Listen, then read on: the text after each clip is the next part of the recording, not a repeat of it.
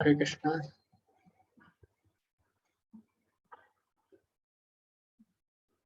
प्रारंभ करते हैं उपनिषद के साथ।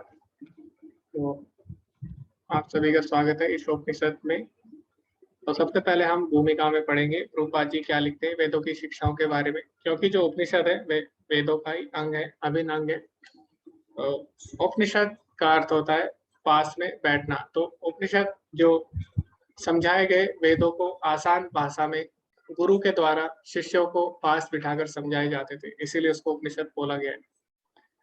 तो अभी हम देखते हैं प्रभुपाद जी इसके बारे में क्या बोलते हैं। सबसे पहले तो देवियों तथा सज्जनों, आज के प्रवचन का विषय है वेदों की शिक्षाएं। वेद क्या है? संस्कृत में वेद शब्द की मूल धातु की व्याख्या कई प्रकार से की जा सकती है, लेकिन अंततः उसका तात्पर्य एक ही है। वेद का अर्थ होता है ज्ञान।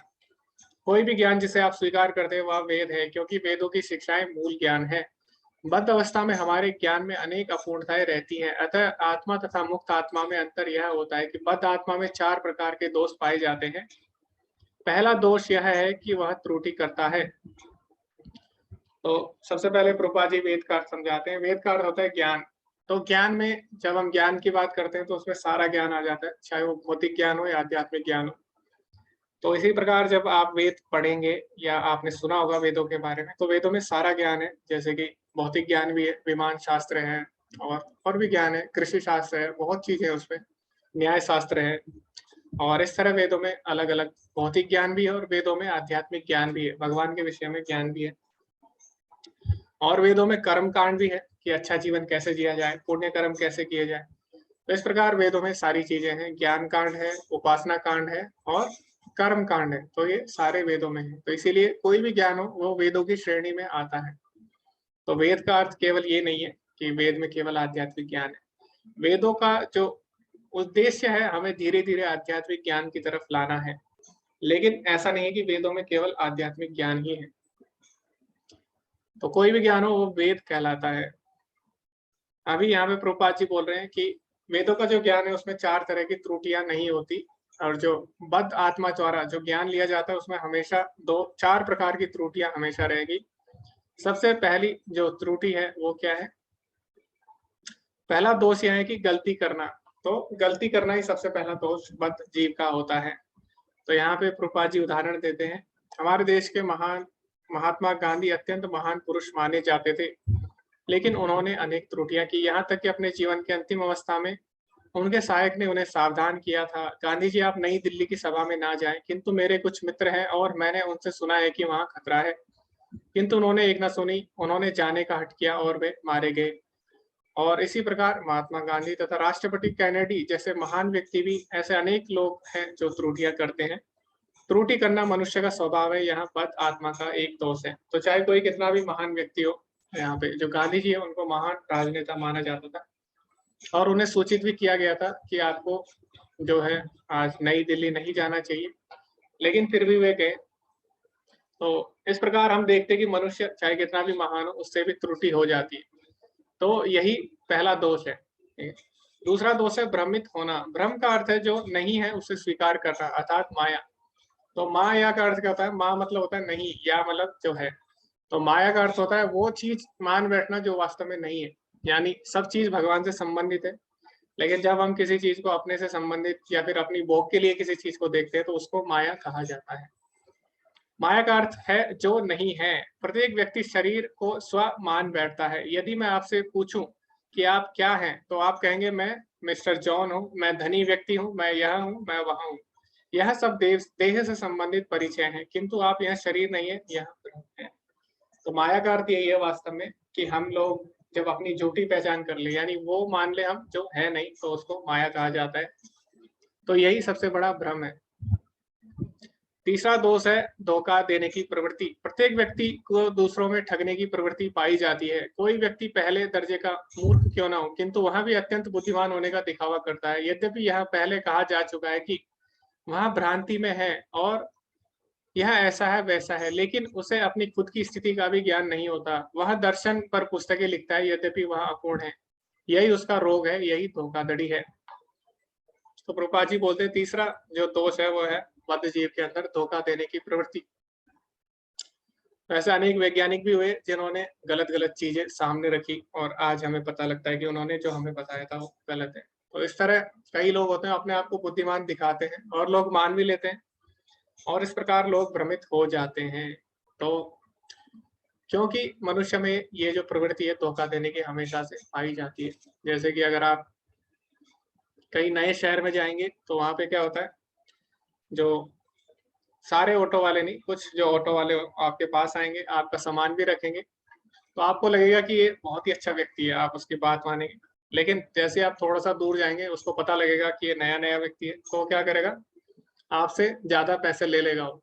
तो इस प्रकार हम देखते हैं जो समाज में क्या होता है हमारे भौतिक जीवन में, कोई अगर हमारी सहायता भी कर रहा है, कोई दिखा भी रहा है कि वो बहुत अच्छा व्यक्ति है, लेकिन अंत में ये जो प्रवृत्ति है धोखा देने की वो नहीं जाती। बहुत से लोगों के अंदर ऐसा होता है। तो ये भी एक कारण है जिसके कारण हम शुद्ध ज्ञान नहीं ले सकते, क्योंकि धोखा देने की प्रवृत्ति मनुष्य में पाई जाती है। अंतिम बात यह है कि हमारी इंद्रियां अपूर्ण हैं और सबसे जो मुख्य बात यह है कि हमारी जितनी भी इंद्रियां हैं सबकी एक सीमाएं हैं। हमें अपनी आंखों पर बड़ा गर्व रहता है। प्राय कोई व्यक्ति चुनौती देगा, क्या तुम मुझे ईश्वर दिखा सकते हो, लेकिन क्या आपके पास ईश्वर का दर्शन करने के लिए आंखें भी हैं? यदि आपके पास आंखें नहीं है तो आप उनके दर्शन कैसे कर सकोगे? यदि एकाएक कमरे में अंधेरा हो जाए तो आप अपने हाथों को भी नहीं देख सकते, अतएव आपके पास देखने की शक्ति ही क्या है? अतः हम अपनी इन अपूर्ण इंद्रियों से ज्ञान अर्थात वेद प्राप्त करने की अपेक्षा नहीं कर सकते। बद्ध अवस्था में इन सारे दोषों के होते हुए हम किसी को पूर्ण ज्ञान प्रदान नहीं कर सकते, ना ही हम स्वयं संपूर्ण हैं। अतएव हम वेदों को यथारूप में स्वीकार करते हैं। तो यहाँ पे प्रभुपाद जी उदाहरण देते हैं कि हमारी इंद्रियों की सीमा है, तो हम किसी भी चीज के लिए दूसरी वस्तु पर हम निर्भर रहते हैं और हम स्वतंत्र नहीं है। जैसे कि हमें अगर देखना भी है तो हम बाहर के स्रोत पर निर्भर रहते हैं, या तो हम लाइट चलाते हैं या तो हम सूर्य के प्रकाश पर निर्भर रहते हैं। क्यों? क्योंकि हमारी इंद्रियां स्वयं में पूर्ण नहीं है। तो यहाँ पे प्रभुपाद जी उदाहरण देते हैं, कई लोग भगवान को देखना चाहते हैं, लेकिन क्या उनकी इंद्रियां पूर्ण है? क्या वो सब चीज देख सकते हैं? अगर वो सब चीज नहीं देख सकते तो वो अपूर्ण इंद्रियों से पूर्ण चीज को कैसे देख सकते हैं? क्योंकि भगवान तो पूर्ण है। तो हम अपूर्ण चीज से पूर्ण चीज को नहीं अनुभव कर सकते, यही यहाँ पे रूपा जी कहते हैं। इसीलिए हमें क्या करना चाहिए, वेदों को यथारूप स्वीकार कर लेना चाहिए। आप वेदों को हिंदू कह सकते हैं, लेकिन हिंदू नाम विदेशी है। हम हिंदू नहीं है, हमारी असली पहचान वर्णाश्रम है। वर्णाश्रम वेदों के उन अनुयायियों का सूचक है जो मानव समाज में वर्ण तथा आश्रम के 8 विभागों को स्वीकार करते हैं। 4 विभाग समाज के हैं और 4 विभाग आध्यात्मिक जीवन के।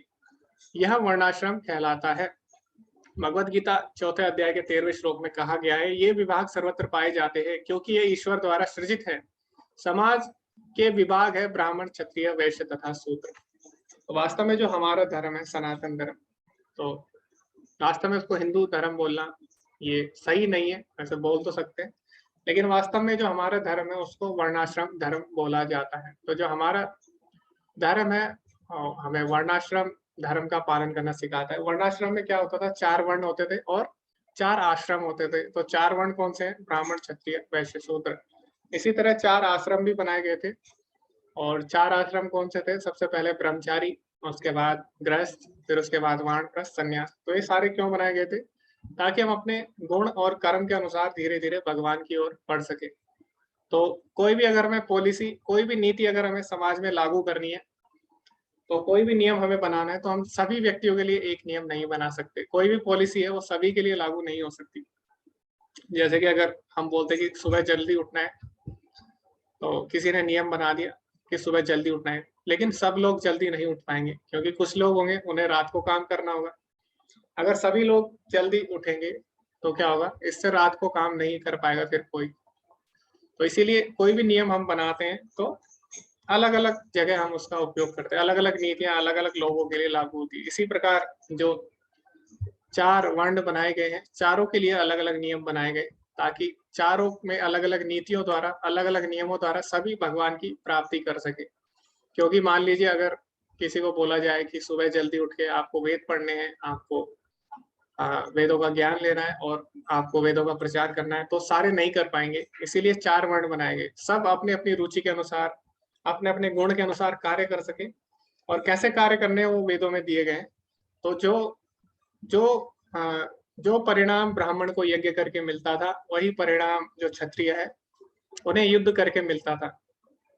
तो इसमें ऐसा था कि अपने अपने गुण के अनुसार सारे कर्म करके भगवान की प्राप्ति कर सकते थे। तो वेदों में इसके बारे में दिया गया था। ओके, तो अभी यहाँ पे प्रभुपाद जी बोलते हैं ये विभाग सर्वत्र पाए जाते हैं क्योंकि ये ईश्वर द्वारा सृजित है। अब कई लोग बोलते हैं हम वर्ण व्यवस्था को नहीं मानते, लेकिन हम माने ना माने वर्ण व्यवस्था को, लेकिन वर्ण व्यवस्था हर जगह है और हमारे मानने ना मानने से कुछ नहीं होगा। ये व्यवस्था हर जगह है क्योंकि ये भगवान द्वारा बनाई गई है। तो जैसे आप किसी कंपनी में भी अगर देखें तो 4 तरह के लोग हमेशा होंगे वहाँ पे। सबसे पहले होते हैं इंटेलेक्चुअल क्लास यानी बुद्धिजीवी लोग जो होते हैं वहाँ पे, ठीक है। जैसे कि आप कॉलेज में देखिए तो कुछ प्रोफेसर्स होते हैं और कुछ टीचर्स होते हैं या उनकी जो हेल्प करते हैं टीचर्स की प्रोजेक्ट में, वो भी होते हैं। तो ये आती है इंटेलेक्चुअल क्लास में, ठीक है। तो इनको बोलते हैं बुद्धिजीवी क्लास। उसके बाद आता है मैनेजमेंट डिपार्टमेंट आता है, ठीक है, जो मैनेजमेंट संभालते हैं। तो इनको हम क्षत्रिय बोल सकते हैं, एडमिनिस्ट्रेशन और मैनेजमेंट जो करते हैं। उसके बाद एक आती है बिजनेस क्लास, तो जो लोग बाहर से डील करते हैं, जो लोग सेल्स में होते हैं, ठीक है। और एक जो आते हैं जो सबकी सेवा करते हैं, इन सबकी। तो जैसे आपने देखा होगा कॉलेज में रहते हैं और चपरासी वगैरह जो रहते हैं वो भी क्या करते हैं, वो सबकी सेवा करते हैं। तो ये जो 4 विभाग बनाए गए हैं, ये इन्हें आप माने ना मानो ना मानो, ये हर जगह है। और ऐसा नहीं है कि ये केवल हमारे जो धर्म ग्रंथ है उन्हीं में है। अगर आप ग्रीक फिलोसॉफी देखेंगे, ग्रीक फिलोसॉफी अगर आप पढ़ते हैं, उसमें जो प्लेटो है और जो सोक्रेटिस है, इन्होंने भी इसी कॉन्सेप्ट को रखा है सामने कि समाज में 4 वर्ण होने चाहिए। अगर हमें कोई भी नीति लागू करनी है तो समाज को 4 भागों में बांटना होगा। तो लेकिन बांटने का उद्देश्य क्या था? बांटने का उद्देश्य ये नहीं था कि सबको आपस में झगड़ा कराया जाए। बांटने का उद्देश्य ये था कि सबको उनके गुण के अनुसार क्या कार्य करने हैं वो बताया जाए और सभी को भगवान की ओर लाया जाए। आगे हम पढ़ते हैं, वैदिक ज्ञान को शब्द प्रमाण कहा जाता है। इसका दूसरा नाम है श्रुति। श्रुति का अर्थ यह है कि इस ज्ञान को मात्र श्रवण विधि द्वारा ही प्राप्त करना होता है। वेदों का आदेश है कि दिव्य ज्ञान को समझने के लिए हमें अधिकारी अर्थात प्रमाणिक व्यक्ति से सुनना चाहिए। तो जो वेदों का ज्ञान था उसको श्रुति कहा जाता है। आपने सुना होगा, श्रुति और स्मृति 2 तरह के शास्त्र होते हैं। तो वेदों को श्रुति कहा जाता था क्योंकि इसको सुनकर हम प्राप्त करते थे। और पहले जो व्यक्ति थे उनको श्रुतिधर कहा जाता था। श्रुतिधर का मतलब होता है जो सुन के याद कर लेता है। तो अभी भी ऐसे कई लोग हैं श्रुतिधर, पर बहुत कम है। तो पहले लोग बुद्धिमान थे, पहले जो सतयुग था, त्रेता, द्वापर, तो इसमें लोग श्रुतिधर हुआ करते थे और केवल सुन के ही वो वेदों को याद कर लेते थे। दिव्य ज्ञान इस ब्रह्मांड से के उस पार से आया हुआ ज्ञान है। इस ब्रह्मांड के भीतर तो भौतिक ज्ञान है और इस ब्रह्मांड के परे दिव्य ज्ञान है। हम ब्रह्मांड के अंतिम छोर तक भी नहीं जा सकते, तो भला हम आध्यात्मिक जगत तक कैसे जा सकते हैं? इस तरह पूर्ण ज्ञान अर्जित कर पाना असंभव है। तो हम देखें कि हम पृथ्वी में रहते हैं और अगर आप तुलना करें, अगर हम अपने पूरे सोलर सिस्टम जो है हमारा, उसकी अगर हम तुलना करें पृथ्वी से, अगर हम तुलना करें तो पृथ्वी कुछ भी नहीं है सूर्य के आगे। सूर्य करोड़ों गुना बड़ा है पृथ्वी से। तो जैसे आप एक गुब्बारा लेंगे, अगर गुब्बारे पे आप एक छोटा सा पेन से, अगर आप पेन से उस पर एक छोटा सा बिंदु बनाते हैं तो उतना पृथ्वी है और उतना उसके तुलना में जो है सूर्य है, गुब्बारा। तो हम देखें कि हमें पृथ्वी के बारे में ही पूरा ज्ञान नहीं है अभी। तो हम देखते हैं बहुत सारी चीजें हमें नहीं मिलती है अभी भी। तो जब हमें पृथ्वी के बारे में ही ज्ञान नहीं है तो सूर्य जो है, जो हमारा सोलर सिस्टम है उसके बारे में तो आप भूल ही जाइए। और फिर हमें पता है हमारा ब्रह्मांड तो बहुत बड़ा है, इसमें तो ऐसे बहुत सारे सोलर सिस्टम है ना, बहुत सारी ऐसी गैलेक्सी है। तो अभी हमें भौतिक जगत का ही ज्ञान नहीं है सही तरीके से। तो फिर आध्यात्मिक जगत जो कि इस ब्रह्मांड से परे है उसका ज्ञान हमें कैसे हो सकता है? इसीलिए आध्यात्मिक जगत के बारे में ज्ञान प्राप्त करना बहुत ही कठिन है, जो कि भौतिक ज्ञान से परे है। भौतिक ज्ञान को ही पूरी तरह समझना कठिन है, तो फिर आध्यात्मिक ज्ञान को हम कैसे समझेंगे? यह एक आध्यात्मिक आकाश है, वहां अन्य प्रकृति है जो व्यक्त तथा अव्यक्त के परे है। लेकिन आप यहाँ कैसे जानेंगे कि ऐसा भी एक आकाश है जहाँ के ग्रह तथा निवासी शाश्वत है? यह ज्ञान उपलब्ध है, सारा ज्ञान उपलब्ध है, लेकिन आप प्रयोग कैसे करेंगे यह संभव नहीं है। अतः आपको वेदों की सहायता लेनी होगी।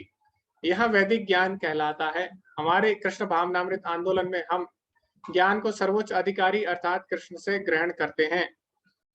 तो प्रभुपाद जी यहाँ पे बोल रहे हैं कि हम उस जो ग्रह है, जो आध्यात्मिक जगत है, उसके बारे में हम कैसे ज्ञान प्राप्त करेंगे, क्योंकि हम भौतिक जगत के बारे में ही ज्ञान प्राप्त नहीं कर सकते। तो यानी प्रभुपाद जी बोल रहे हैं इस पे हम प्रयोग यानी एक्सपेरिमेंट नहीं कर सकते। कुछ चीजें हैं जिनको हम एक्सपेरिमेंट नहीं कर सकते, एक्सपेरिमेंटली हम प्रूव नहीं कर सकते। जैसे कि अगर मान लीजिए मेरा कुछ खाने का मन कर रहा है, मान लीजिए अभी मेरा आज एकादशी का व्रत है, तो ऐसा नहीं बोलना चाहिए, पर मान लीजिए मेरा रसगुल्ला खाने का मन कर रहा है, तो आप प्रूव नहीं कर सकते, आप कोई एक्सपेरिमेंट करके प्रूफ नहीं कर सकते। या फिर मैं किसी से प्रेम करता हूँ, किसी से मैं ईर्ष्या करता हूँ, आप उसको भी एक्सपेरिमेंटली प्रूव नहीं कर सकते। तो दो चीजें होती है, दो तरह के ज्ञान होते हैं विज्ञान में नहीं होते, दो तरह के ज्ञान होते हैं, एक होती है सब्जेक्टिव नॉलेज, एक होती है ऑब्जेक्टिव नॉलेज। तो सब्जेक्टिव नॉलेज वो होती है जिसको हम केवल अनुभव कर सकते हैं। जैसे मुझे भूख लगी तो मुझे मेरे साथ क्या हो रहा है वो केवल मुझे पता होगा, किसी और को वो नहीं पता लग सकता। दूसरा होता है ऑब्जेक्टिव नॉलेज। ऑब्जेक्टिव नॉलेज क्या होती है, जो सबको पता लग सकती है। जैसे विज्ञान है, विज्ञान में मैं कोई एक्सपेरिमेंट करता हूँ, मैं आपको दिखाता हूँ, तो मेरे को भी पता लगेगा, आपको भी पता लगेगा, उसी तरह वो सबको पता लगेगी वो चीज। यानी सबके सामने जो हम कर सकते हैं, जो ज्ञान हम सबके साथ साझा कर सकते हैं, उसको ऑब्जेक्टिव नॉलेज बोला जाता है। और सब्जेक्टिव नॉलेज वो नॉलेज होती है जिसको हम एक्सपेरिमेंट यानी प्रयोग द्वारा हम उसको सिद्ध नहीं कर सकते। तो नॉलेज तो दोनों ही है, ऐसा नहीं है कि जो दूसरा है वो गलत है। यानी अगर मुझे भूख लगी है, मैं प्रूफ नहीं कर पा रहा, इसका मतलब ये नहीं है कि मुझे भूख नहीं लगी। तो दो तरह के ज्ञान है, सब्जेक्टिव ऑब्जेक्टिव। लेकिन जो हमारी विज्ञान है वो क्या करती है, वो केवल ऑब्जेक्टिव ज्ञान को ही मानती है, यानी जिसको हम सबके सामने दिखा पाए। लेकिन इसका मतलब ये नहीं है जिसको हम सबके सामने ना दिखा पाए वो ज्ञान नहीं है, वो भी ज्ञान है। तो जैसा आध्यात्मिक जगत है, वो ज्ञान क्या है, सब्जेक्टिव नॉलेज है। अगर आप भगवान की भक्ति करेंगे, ठीक है, आपको कुछ अनुभव होंगे और उन्हीं के आधार पर आप आध्यात्मिक जगत में भी जा सकते हैं, ठीक है। लेकिन वो चीजें आप सबके सामने नहीं रख सकते, तो इसका मतलब ये नहीं है कि वो गलत है। वो क्या, कौन सा ज्ञान हो गया, वो सब्जेक्टिव ज्ञान हो गया, ठीक है। तो इसी प्रकार आध्यात्मिक ज्ञान है। तो कृपा जी यही बोल रहे हैं, यही कृष्ण भावनामृत है कि हम लोग क्या करते हैं, क्योंकि हम सबके सामने उसको उपस्थित नहीं कर सकते उस ज्ञान को, तो हम क्या करते हैं, वेदों को मानते हैं जो कि भगवान श्री कृष्ण की वाणी है। तो भगवान श्री कृष्ण को की वाणी को मानना, जो भगवान ने बोला है उसको यथारूप मानना, यही कृष्ण भावनामृत है, ऐसा प्रभुपाद जी बोल रहे हैं।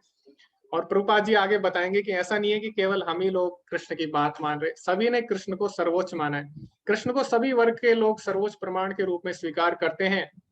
मैं सर्वप्रथम दो प्रकार के आध्यात्मियों के विषय में बात करूंगा। तो प्रभुपाद जी बोल रहे हैं, चाहे कोई भी हो, चाहे किसी की भी कैसे भी फिलोसॉफी, किसी का कोई भी सिद्धांत रहा हो, हमारे वैदिक जो शास्त्र है उसको लेकर किसी का कोई भी सिद्धांत रहा हो, लेकिन सभी ने कृष्ण को सर्वोच्च माना है। तो इसमें दो तरह के मुख्यतः लोग हैं। पहले हैं निर्विशेषवादी या मायावादी, जो कि परम सत्य को निराकार मानते, उनको निर्विशेषवादी बोला जाता है। और मायावादी, तो मायावादी भी निर्विशेषवादी हैं, क्योंकि मायावादी भी यही मानते हैं कि जो परम सत्य है वो अनिर्वचनीय है। तो पहली श्रेणी ये है, ये सामान्यतः वेदांती कहलाते हैं, जिनमें शंकराचार्य प्रमुख है। दूसरे प्रकार के अध्यात्मवादी वैष्णव कहलाते हैं। और जो वैष्णव है उनमें कौन कौन आते हैं, मुख्यतः रामानुजाचार्य, मध्वाचार्य, विष्णु स्वामी। शंकर संप्रदाय तथा वैष्णव संप्रदाय दोनों ने ही कृष्ण को पूर्ण पुरुषोत्तम भगवान के रूप में स्वीकार किया है। अब भले ही सबके सिद्धांत अलग हो, भले ही सबके मत अलग हो, लेकिन कृष्ण को सभी ने पूर्ण पुरुषोत्तम परम भगवान के रूप में स्वीकार किया। शंकराचार्य को निर्विशेषवादी माना जाता है, क्योंकि उन्होंने निर्विशेषवाद या निराकार ब्रह्म का उपदेश दिया। लेकिन यह तथ्य है कि वह प्रच्छन्न साकारवादी थे। तो शंकराचार्य जी ने भले ही जो अपने सिद्धांत है उनमें उन्होंने बताया कि जो परम सत्य वो निराकार है, लेकिन कहीं ना कहीं उनको अगर हम गहराई में देखेंगे तो कहीं ना कहीं वो भी साकार रूप को मानते थे भगवान के। तो इसमें प्रभुपाद जी उदाहरण भी देंगे कैसे। जैसे कि उन्होंने भगवत गीता पर अपने भाष्य में लिखा है, पूर्ण पुरुषोत्तम भगवान नारायण इस दृश्य जगत के परे है। और आगे फिर वे इसी की पुष्टि करते हैं, वे पूर्ण पुरुषोत्तम भगवान नारायण स्वयं कृष्ण हैं। वे देवकी तथा वसुदेव के पुत्र के रूप में अवतरित हुए हैं। तो अगर आप गीता महात्म्य पढ़ेंगे तो उसमें शंकराचार्य जी बार बार यही बात बोलते हैं कि जो एक अगर ईश्वर है कोई तो भगवान श्री कृष्ण है। ऐसा बोलते हैं, एको शास्त्रम देवकी पुत्र गीतम, एको देव देवकी पुत्र एवा, एक कार्य तस्य नामा तस्य नामानी तस्य नामानी सेवा, ऐसे वो बोलते हैं शंकराचार्य जी की अगर एक कोई शास्त्र है तो वो भगवत गीता हो, एक कोई भगवान हो तो वो परम भगवान श्री कृष्ण हो, और जीवन में अगर एक कोई कार्य हो तो उनकी सेवा हो और उनके नाम का जप हो। तो इस प्रकार शंकराचार्य जी ने भी कृष्ण को पूर्ण भगवान माना है। अभी हम आगे पढ़ते हैं। चूंकि वैदिक ज्ञान शुद्ध है अतः हम इसे स्वीकार करते हैं। कृष्ण जो भी कहते हैं हम स्वीकार करते हैं, यही कृष्ण भावनामृत है। कृष्ण की बातों को यथारूप मानना, उसमें अपना मनोधर्म के अनुसार उसको नहीं समझना, यही वास्तव में कृष्ण भावनामृत है।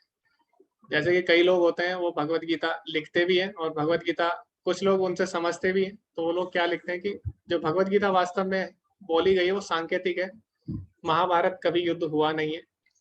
और भगवत गीता एक सांकेतिक ग्रंथ है, जैसे कि जो कृष्ण है वो यहाँ पर दर्शा रहा है मुक्त आत्मा को, जो अर्जुन है वो बद्ध आत्मा को दर्शा रहा है, और जो 5 पांडव है वास्तव में वो हमारी 5 इंद्रियां हैं। इस तरह वो लोग क्या करते हैं, इसको सांकेतिक रूप से प्रस्तुत करते हैं कि वास्तव में कृष्ण नहीं है ना ही अर्जुन है, ये सब क्या है, हमारा मन और इंद्रियां। इस तरह वो लोग बातों को घुमाते हैं। लेकिन हमें समझना चाहिए कि भगवत गीता को हमें उसी रूप में स्वीकार करना चाहिए जिस रूप में भगवान ने बोली है और जिस रूप में अर्जुन ने स्वीकार की है। तो अर्जुन 11वें अध्याय में क्या अर्जुन 10वें अध्याय में क्या बोलते हैं, परम ब्रह्म परम धाम पवित्रम परमम भगवान पुरुषम शाश्वतम दिव्यम आदि देवम अजम विभुम। तो बोलते हैं हे भगवान आप ही परम ब्रह्म हो, परम ब्रह्म परम धाम, आप ही हमारे परम गति हो। पुरुषम शाश्वतम दिव्यम, आप शाश्वत पुरुष हो, ठीक है। आदि देवम, देवताओं के भी आदि हो, और अजम विभु, आप अजन्मे तथा महान हो। तो अर्जुन इस तरह भगवत गीता को स्वीकार करता है और भगवान को स्वीकार करता है। तो वही हमारा भाव भी होना चाहिए। अगर भगवत गीता पढ़ने के बाद हमारे मन में अर्जुन जैसा भाव नहीं आता, शरणागति नहीं आती भगवान के प्रति, तो इसका मतलब हमने भगवत गीता सही प्रमाणिक स्रोत से नहीं पढ़ी है, या फिर हमने भक्तों के संग में भगवत गीता नहीं पढ़ी है। तो आगे प्रभुपाद जी क्या बोलते हैं, तो 2 तरह की पद्धतियां हैं ज्ञान लेने की, एक है आरोही, एक है अवरोही पंथ। तो इसमें हो सकता है हिंदी टाइप जो हुई है उसमें थोड़ी त्रुटि हो सकती है। तो 2 तरह के ज्ञान की पद्धतियां हैं, आरोही और अवरोही पंथ। तो आरोही और अवरोही पंथ में क्या होता है, तो एक में एसेंडेंस और डिसेंडेंट इसको प्रोसेस बोलते हैं। तो एक में क्या होता है, एक में हमें अगर ज्ञान लेना होता है हम अपनी बुद्धि से ज्ञान लेते हैं, हम लोग कुछ प्रयोग करते हैं, उसके आधार पर हम कोई निर्णय लेते हैं। तो इसको बोलते हैं आरोही। और अवरोही कर्म में क्या होता है, अवरोही कर्म में जो प्रमाणिक स्रोत है उससे हम ज्ञान लेते हैं। जैसे अभी हम भौतिक ज्ञान ले रहे हैं, कैसे आ रहा है, ये भी एक तरह से हम देखें तो एक परंपरा में एक सिस्टम में आ रहा है। जैसे अभी आप 2 और 2 4 होते हैं, ठीक है, इसको ए बोलना है, इसको बी बोलना है, इसको आ बोलना है, ये आपको कैसे पता लगता है, या आपने तो नहीं किया एक्सपेरिमेंट, या आपने तो नहीं इसको नाम दिया, तो आपने किसी प्रमाणिक स्रोत से सुना, तभी आपने इसको समझा और फिर आपने क्या किया, इसको अपने जीवन में उपयोग किया। अगर आप सोचोगे नहीं मैं ए को ए नहीं मानता, मैं बी को बी नहीं मानता, मैं 2 और 2 4 नहीं मानता, तो फिर क्या होगा, आप अपनी गणित बनाओगे और उसमें क्या होगा, उसमें बहुत ज्यादा समय आपको लग जाएगा। ऐसा नहीं है कि आप नहीं कर सकते, आप भी कर सकते हो, आप भी अपने अल्फाबेट, आप भी अपनी भाषा बना सकते हो, नहीं आप भी अपनी नई गणित बना सकते हो, लेकिन उसमें बहुत ज्यादा समय लग जाएगा आपको छोटी छोटी चीजों को समझने में भी। तो जो अवरोही कर्म है उसमें क्या होता है, हमारा समय बच जाता है। तो यहाँ पे प्रभुपाद जी बताएंगे अभी कि अगर आपके पिता कहते हैं कि मनुष्य मृत प्राणी है, आपकी बहन कहती है कि मनुष्य मृत प्राणी है, हर कोई कहता है कि मनुष्य मृत प्राणी है, लेकिन आप कोई प्रयोग नहीं करते, आप क्या करते हो, उसको मान लेते कि हाँ सब लोग बोल रहे हैं कि मनुष्य एक मृत प्राणी है, तो आप लोग मान सकते हैं।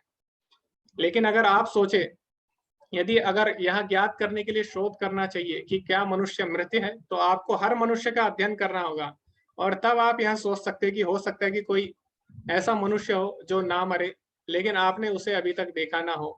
इस तरह आपका शोध कार्य कभी भी समाप्त नहीं होगा। संस्कृत में यह विधि आरोह अर्थात ऊपर जाने की विधि कहलाती है। यदि आप अपनी अपूर्ण इंद्रियों के द्वारा अपने किसी निजी प्रयास से ज्ञान प्राप्त करना चाहते हैं तो आप कभी भी सही निष्कर्ष तक नहीं पहुंचेंगे, ऐसा संभव है।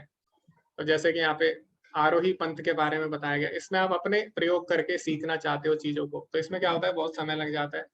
रूपाजी उदाहरण देते हैं, जैसे कि सबने बोला कि जो मनुष्य है वो मृत प्राणी है। अब आप सोचो कि मैं एक्सपेरिमेंट करूंगा, सारे मनुष्यों को मैं टेस्ट करूंगा कि वास्तव में मृत प्राणी है कि नहीं, और हो सकता है कि आप जिनका टेस्ट कर रहे हो वो मरे ही ना, उससे पहले आप मर जाओ, ऐसा भी हो सकता है। या फिर हो सकता है कि कोई मरा हो और उसका आपने टेस्ट ना किया हो, आपने उसका प्रयोग ना किया हो, तो आप मानोगे नहीं इस बात को कि कोई मर भी सकता है जब तक आपके सामने आप किसी को देख नहीं लेते। तो इस तरह क्या होगा, आपको बहुत समय लग जाएगा। ठीक है, इसी तरह एक और उदाहरण है, ये तो सिंपल उदाहरण है, साधारण। एक और उदाहरण आता है, अगर आपको मानना है, अगर आपको पता करना है कि आपका पिता कौन है, तो आप क्या करोगे? सबसे प्रामाणिक स्रोत कौन है? माता। तो आप माता से पूछोगे। तो ऐसे तो पूछने की भी आवश्यकता नहीं है, लेकिन फिर भी अगर आपको पूछना है तो आप किससे पूछोगे? माता से पूछोगे। तो माता बोलेगी ये आपके पिता है, और आप क्या करोगे? मान लोगे। लेकिन वही अगर कोई है, उसको अगर एक्सपेरिमेंटली, उसको अगर प्रयोग करके सिद्ध करना हो कोई उसका पिता है, तो उसको क्या करना पड़ेगा? सबका डीएनए टेस्ट करना होगा। और सबका अगर वो डीएनए टेस्ट करता है तो उसमें लगभग उसको 200 साल लग जाएंगे, 200 साल से ऊपर लग जाएंगे। और 200 साल से ऊपर लग जाएंगे, उसमें से भी 800 लोग ऐसे होंगे जिनका डीएनए उसके साथ मैच हो जाएगा, क्योंकि इतने लंबे समय में बहुत लोगों का डीएनए उससे मैच हो जाएगा, क्योंकि तब तक उसकी पीढ़ी आगे बढ़ चुकी होगी।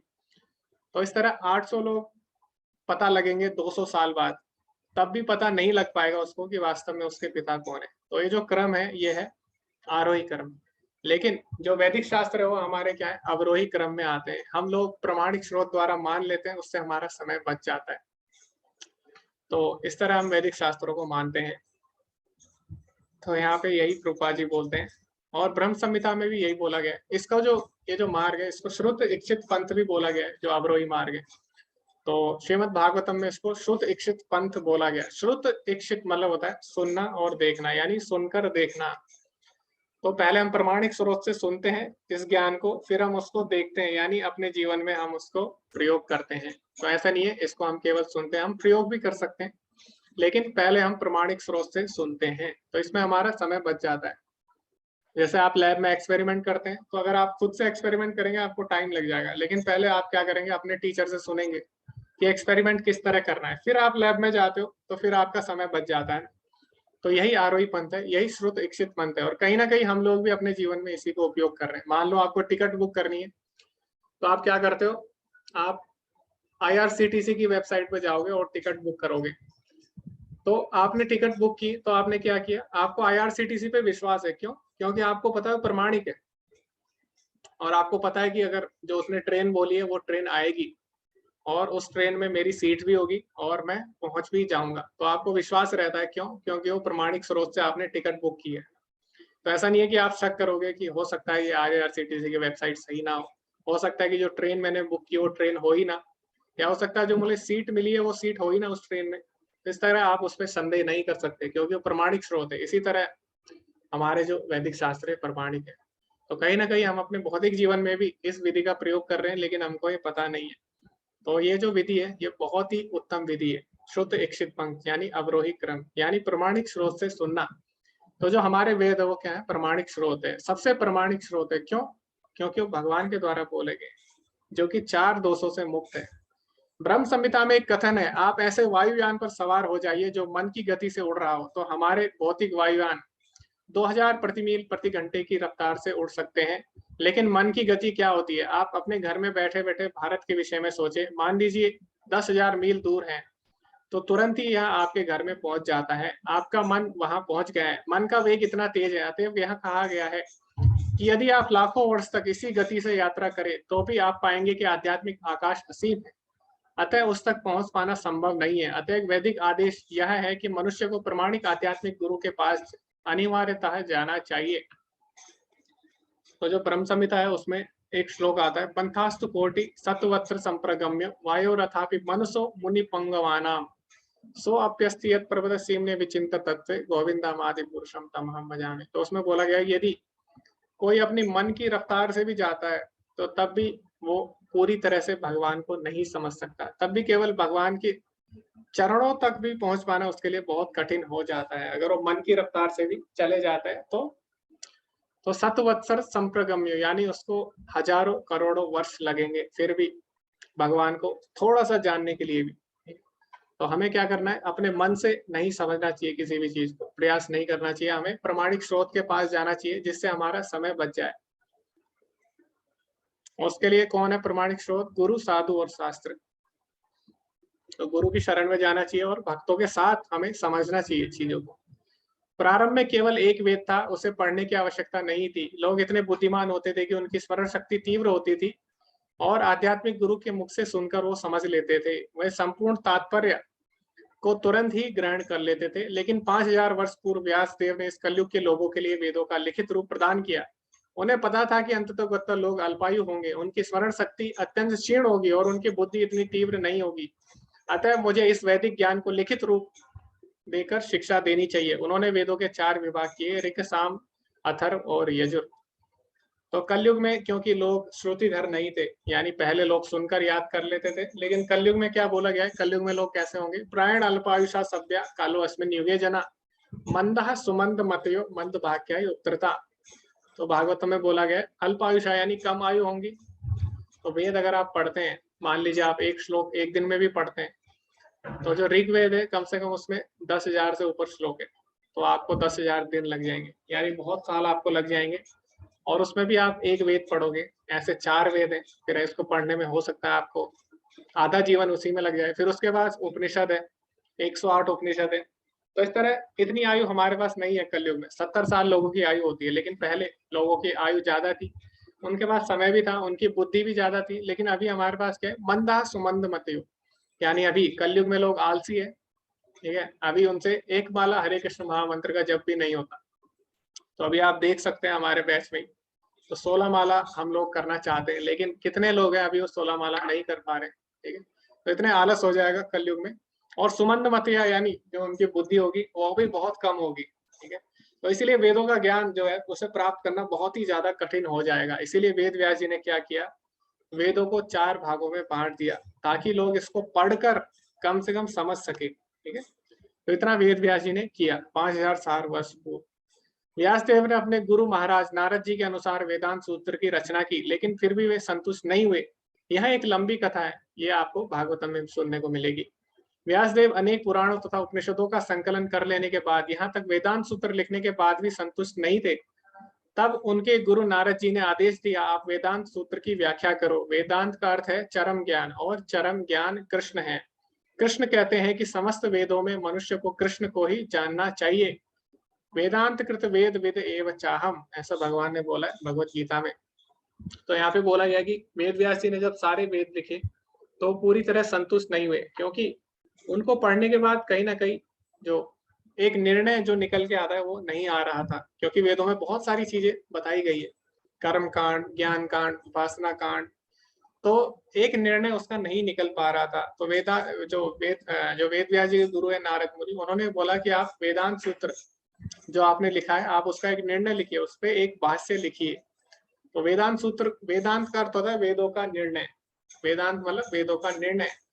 और वेदों का निर्णय लिखने के लिए, उसको समझाने के लिए जो वेद व्यास जी उन्होंने श्रीमद् भागवतम लिखा। तो जो श्रीमद् भागवतम है उसको वेदांत सूत्र पे टीका भी बोला जाता है वेद व्यास जी द्वारा। क्यों? क्योंकि उसका जो श्रीमद् भागवतम है उसका जो अंतिम निर्णय अगर आप उसको पढ़ोगे तो उसका अंतिम निर्णय एक ही है, वो क्या है? भगवान की शरणागति, ठीक है, भगवान श्री कृष्ण की शरणागति। तो उसकी शुरुआत ही होती है ओम नमो भगवते वासुदेवाय, यानी मैं वासुदेव जो कि वसुदेव के पुत्र है उन भगवान को मैं प्रणाम करता हूँ। तो उसकी शुरुआत ही ओम नमो भगवते वासुदेवाय से होती है और उसका अंत भी भगवान की शरणागति है। तो जो श्रीमद् भागवतम है वो वेदांत सूत्र पे ही व्याख्या है, किसके द्वारा? वेद व्यास जी द्वारा। तो जो वेदांत सूत्र वो आरंभ होता है अथा तो ब्रह्म जिज्ञासा, यानी भगवान की जिज्ञासा से आरंभ होता है। और जो अगर आप श्रीमद् भागवतम पढ़ेंगे तो उसमें भी पहला जो श्लोक है वो इसी पे व्याख्या देता है। वो बोला है जन्मादस्य तो अन्वयात इतरतश्च अर्थेषु अभिज्ञ स्वराटा। तो उसमें भगवान के बारे में बताया गया है। तो इसमें बोला गया है भगवान कौन है, और उधर जो श्रीमद् भागवतम है उसमें भगवान के बारे में बताना आरंभ कर दिया गया है कि जो भगवान है वो क्या है? जन्मादस्य तो, जिनसे सारे सृष्टि का जन्म हुआ है। तो इस तरह वेदांत जो सूत्र है उसकी जो व्याख्या है श्रीमद् भागवतम है। वेदांत दर्शन के समस्त वैष्णव भाष्यों में इसकी व्याख्या की गई है। हम गौड़ीय वैष्णवों का वेदांत दर्शन पर हमारा अपना भाष्य है जो गोविंद भाष्य कहलाता है, और यह बलदेव विद्याभूषण द्वारा प्रणीत है। इसी प्रकार रामानुजाचार्य कृत भाष्य है और मध्वाचार्य का भी भाष्य है। अभी जो वेदांत सूत्र है उस पर सबने भाष्य लिखे। वैसे तो उस पर जो वेद व्यास जी है वो पहले ही भाष्य लिख चुके थे, तो इसीलिए जो हमारे गौड़ीय संप्रदाय है, उन्होंने बोला कि जब हमारे गुरु व्यासदेव जी पहले इस पे भाष्य लिख चुके हैं तो हम क्यों लिखे। लेकिन जो बाकी संप्रदाय हैं उन्होंने बोला कि नहीं, अगर आपको अपना संप्रदाय प्रमाणित करना है तो आपको भी एक वेदांत सूत्र पे आपको भी टीका लिखनी पड़ेगी। ये ऐसा नियम है, ऐसा नियम नहीं था लेकिन उन्होंने बोल दिया। अभी जो बलदेव विद्याभूषण है, उन्होंने भगवान से प्रार्थना की कि ये भगवान, ये मैं कैसे कर सकता हूँ, इतने कम समय में मैं कैसे वेदांत सूत्र पे टीका लिख सकता हूँ। तो ये बहुत लंबी कहानी है, मैं छोड़ने से आपको बता रहा हूँ। तो भगवान स्वयं उनके सामने प्रकट होते हैं और एक हफ्ते के अंदर भगवान ने वेदांत सूत्र पे व्याख्या बोली। और जो बलदेव विद्याभूषण हमारे आचार्य थे, गौड़ीय वैष्णव आचार्य, उन्होंने एक हफ्ते के अंदर वेदांत सूत्र पे कमेंट्री लिखी और उसको गोविंद भाष्य बोला जाता है। गोविंद यानी भगवान श्री कृष्ण ने जो स्वयं बोला। तो जब उन्होंने उस भाष्य को प्रस्तुत किया तो सारे संप्रदायों की बोलती बंद हो गई थी और जो गौड़ीय वैष्णव है उसको प्रमाणित संप्रदाय का दर्जा मिला। तो इस प्रकार हम देख सकते हैं जो गौड़ीय वैष्णव इतिहास है। हमारे आचार्यों के जीवन पे हम काफी चीजें पढ़ते हैं, आज भी हम पढ़ने वाले हैं, कुछ जो डिवोटी है वो भी बोलेंगे। तो आप लोग भी जो एक कहानी है, ये जो घटना हुई है, इस पे भी आप लोग बोल सकते हैं बलदेव विद्याभूषण और ने ऐसा क्यों किया, क्या ऐसा उनके साथ हुआ था, तो इसको आप विस्तार से समझा सकते हैं। इसके अतिरिक्त स्वयं वेद व्यास ने पूर्ण वेदांत श्रीमद् भागवत लिखा है। श्रीमद् भागवत वेदांत सूत्र के प्रथम वाक्य से प्रारंभ होता है, जन्माद्यस्य। तो इस पे हम चर्चा कर चुके हैं। अभी अंत में प्रभुपाद जी बोलते हैं, अंत में हमारा निवेदन है कि जो लोग वास्तव में वैदिक ज्ञान की व्याख्या समझना चाहते हैं उन्हें क्या करना चाहिए, श्रीमद् भागवतम और श्रीमद् भगवत गीता पढ़नी चाहिए। क्योंकि जब हम श्रीमद् भागवतम भगवत गीता पढ़ेंगे तो हम इस निर्णय पर पहुंच जाएंगे कि भगवान श्री कृष्ण ही सब कुछ है और किस तरह हम उनसे जुड़ सकते हैं। और वेदों का तात्पर्य क्या है, भगवान बोलते हैं श्री कृष्ण, भगवान श्री कृष्ण गीता में बोलते हैं, वेदेश सर्वे अहमेव वेद्यो। वेदों का तात्पर्य भगवान श्री कृष्ण को जानना है। इसीलिए सारे वेदों को पढ़ने का लाभ हम केवल श्रीमद् भागवत गीता और भागवतम से ले सकते हैं। तो अंत में प्रभुपाद जी ये बोलते हैं, इसीलिए पहले हमें इन ग्रंथों को ध्यान से पढ़ना चाहिए। अभी अगली बार से हम जो ईशोपनिषद है, इसके एक एक मंत्र को हम पढ़ेंगे और किस तरह भगवत गीता में जो बातें हैं, जो भगवत गीता में भगवान ने बोला है और जो उपनिषदों में बोला है भगवान ने, उनको हम आपस में जोड़ के भी हम देखेंगे। तो दोनों ही एक ही है, लेकिन अभी हम देखेंगे किस तरह भगवत गीता सारे उपनिषदों का सार है और इसका उदाहरण हम आरंभ करेंगे ईशोपनिषद से। तो इसी के साथ ये समाप्त होता है। किसी का कोई प्रश्न है तो आप एंड में पूछ सकते हैं, क्योंकि अभी हम लोग प्रेजेंटेशन चालू करने वाले हैं जिस पे हम चल रहे थे पहले। तो आज ग्रुप 4 प्रेजेंट करने वाला है, आप लोग हैंड रेस कर सकते हैं। जो लोग शेयर करेंगे मैं उन्हें को होस्ट बना दूंगा। बाकी लोग अपने आप को अनम्यूट कर सकते हैं, क्योंकि मैंने अभी ये ऑप्शन कर दिया है कि आप अपने आप को अनम्यूट कर सकते हैं। हरे कृष्णा। कोई को होस्ट बनना चाहता है, स्क्रीन कौन शेयर करेगा, या फिर आप ओरल प्रेजेंटेशन देना चाहेंगे, आप बताइए, जल्दी समय हो रहा है।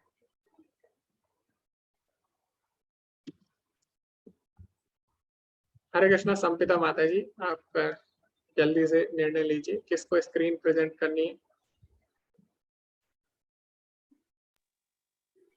जी मृणाल माता जी, मैंने आपको बना दिया को होस्ट, आप प्रेजेंट कर सकते हैं स्क्रीन और आप स्टार्ट कर सकते हैं सभी। हरे कृष्ण।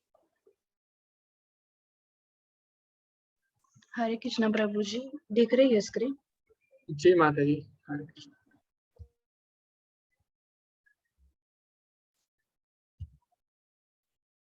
हरे कृष्णा। सभी वैष्णव जनों के श्री चरणों में मैं मृणाल अपने ग्रुप के सदस्यों की तरफ से साष्टांग दंडवत प्रणाम करती हूँ।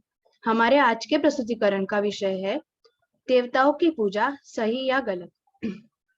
हमारे ग्रुप के सदस्यों के शुभ नाम कुछ इस प्रकार है: शंपिता माता जी, दीप्ति माता जी, रुचि माता जी, जोशना माता जी और मैं। आइए सबसे पहले हम सब मिलकर आचार्य और गुरुजनों के श्री चरणों में नमन करते हैं। ओम अज्ञानतिमिरान्धस्य ज्ञानांजनशलाकयः चक्षुरुन्मीलितं येन तस्मै श्रीगुरुवे नमः। श्रीचैतन्यमनोभीष्टं स्थापितं येन भूतले स्वयं रूप कदा मह्यं ददाति स्वं पदान्तिकम्। नमो ॐ विष्णुपदाय कृष्णपृष्ठाय भूतले श्रीमते भक्ति वेदांत स्वामिन् इति नामिने। नमस्ते सरस्वती देवे गौरवाणी प्रचारिणे निर्विशेषा शून्यवादी पश्यत देशतारिणे। जय श्री कृष्ण चैतन्य प्रभु नित्यानंदा, श्री अद्वैत गदाधर श्रीवासदि गौर भक्त वृंदा। हरे कृष्णा कृष्ण कृष्ण हरे हरे, हरे राम राम राम हरे हरे। कौन भगवान और कौन देवता? हम ये तो जानते ही है कि शास्त्रों के अनुसार 33 कोटि देवी देवता है। यह कोटि शब्द का अर्थ करोड़ से नहीं बल्कि प्रकार से है। इन 33 प्रकार के देवों में यक्ष, गंधर्व, इंद्र, सूर्य आदि बहुत से देवता आते हैं। इन सब चीजों को देखकर हर किसी के मन में सवाल उठना लाजमी है कि देवता वास्तविकता में है कौन? अगर भगवान सर्वश्रेष्ठ है तो देवताओं की क्या जरूरत है? क्या देवता भगवान से भी बढ़कर है कि अगर उनकी पूजा न की जाए तो वो हमें नुकसान पहुंचाएंगे? आखिर देवता पूजन ठीक है कि नहीं? हे भगवान, इतने सारे प्रश्न हमारे मस्तिष्क को हमेशा घेर कर रखते हैं।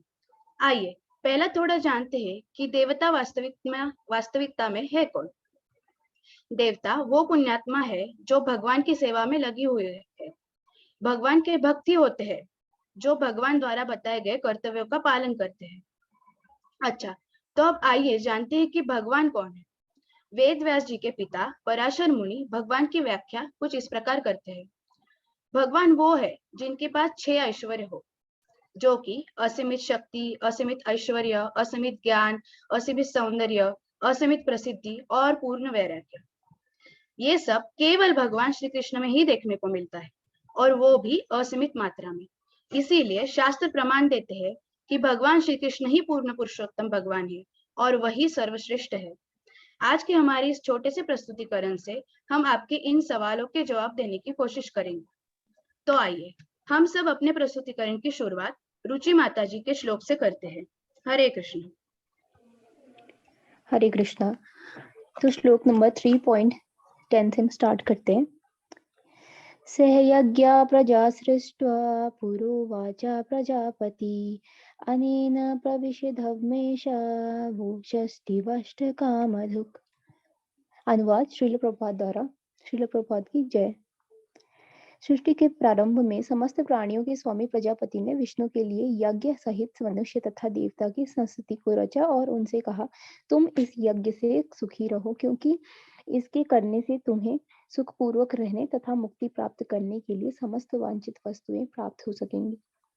अब यहाँ हमें सबसे पहले ये समझना होगा कि भौतिक सृष्टि की रचना क्यों हुई।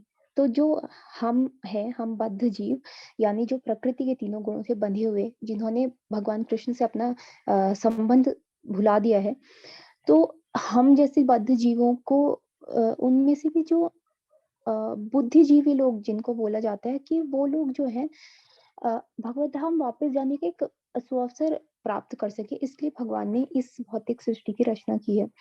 और वेदों में भगवान ने अनेकों तरीके से हमारे लिए नियम बनाए, हमारी सहायता के लिए उपदेश दिए कि कैसे हम वापस उनके धाम वापस जा सके। और वेदों का सार असल में यही है कि कैसे हम भगवान के प्रेम को प्राप्त करें, कैसे हम उनसे दोबारा अपना जो संबंध है वो दोबारा से स्टैब्लिश करें। तो क्योंकि भगवान समस्त सृष्टि के स्वामी हैं और हमारे गुरु श्रीला सुखदेव गोस्वामी, हमारे जो आचार्य हैं, उन्होंने भी भागवतम में बताया है कि कैसे भगवान अनेकों प्रकार से इस संसार के स्वामी हैं। तो एक श्लोक आता है, श्रियापतिर्याज्ञपति प्रजापति धीर्यापति लोकपति धरापति पति गतिश्चान्दका वृष्णि सत्त्वं प्रसिद्धता में भगवान सतां पति। इस श्लोक में बताया गया कि भगवान क्या है, सुंदरता के और इस संसार के स्वामी और सबके त्राता हैं। तो भगवान ने उपदेश दिए अनेकों प्रकार से, और क्या बोला है कि तुम मेरे लिए यज्ञ रूप में कर्म करो, और उस यज्ञ को करने से, यज्ञ रूप में कर्म करने से तुम चिंता रहित जीवन कर सकते हो या व्यापन कर सकते हो, और क्या कर सकते हो कि अंत अंत समय जब आएगा तुम्हारे जीवन का, तो मेरे भगवत धाम को वापस प्राप्त कर सकते हो, यानी हम अपना रिश्ता भगवान से दोबारा से बना सकते हैं। और अब हम जानते हैं कि क्या होता है कि ये कलयुग जो है ये बहुत ही ज्यादा कल्मश और दुख पीड़ा इससे भरा हुआ है, कि हम लोग बहुत ज्यादा ऐसा मान सकते हैं कि बहुत ज्यादा कमजोर है। तो हम इतना यज्ञ जो पिछले युगों में किया जाता था वो सब शायद हम ना कर पाए। तो इस कलयुग में संकीर्तन यज्ञ को महत्वपूर्णता दी गई है हमारे आचार्य, और सबसे पहले तो स्वयं भगवान ने चैतन्य महाप्रभु के रूप में आकर इसके बारे में बताया है, और चैतन्य महाप्रभु के बारे में भी शास्त्रों में अनेकों रूप में वर्णन किया गया है।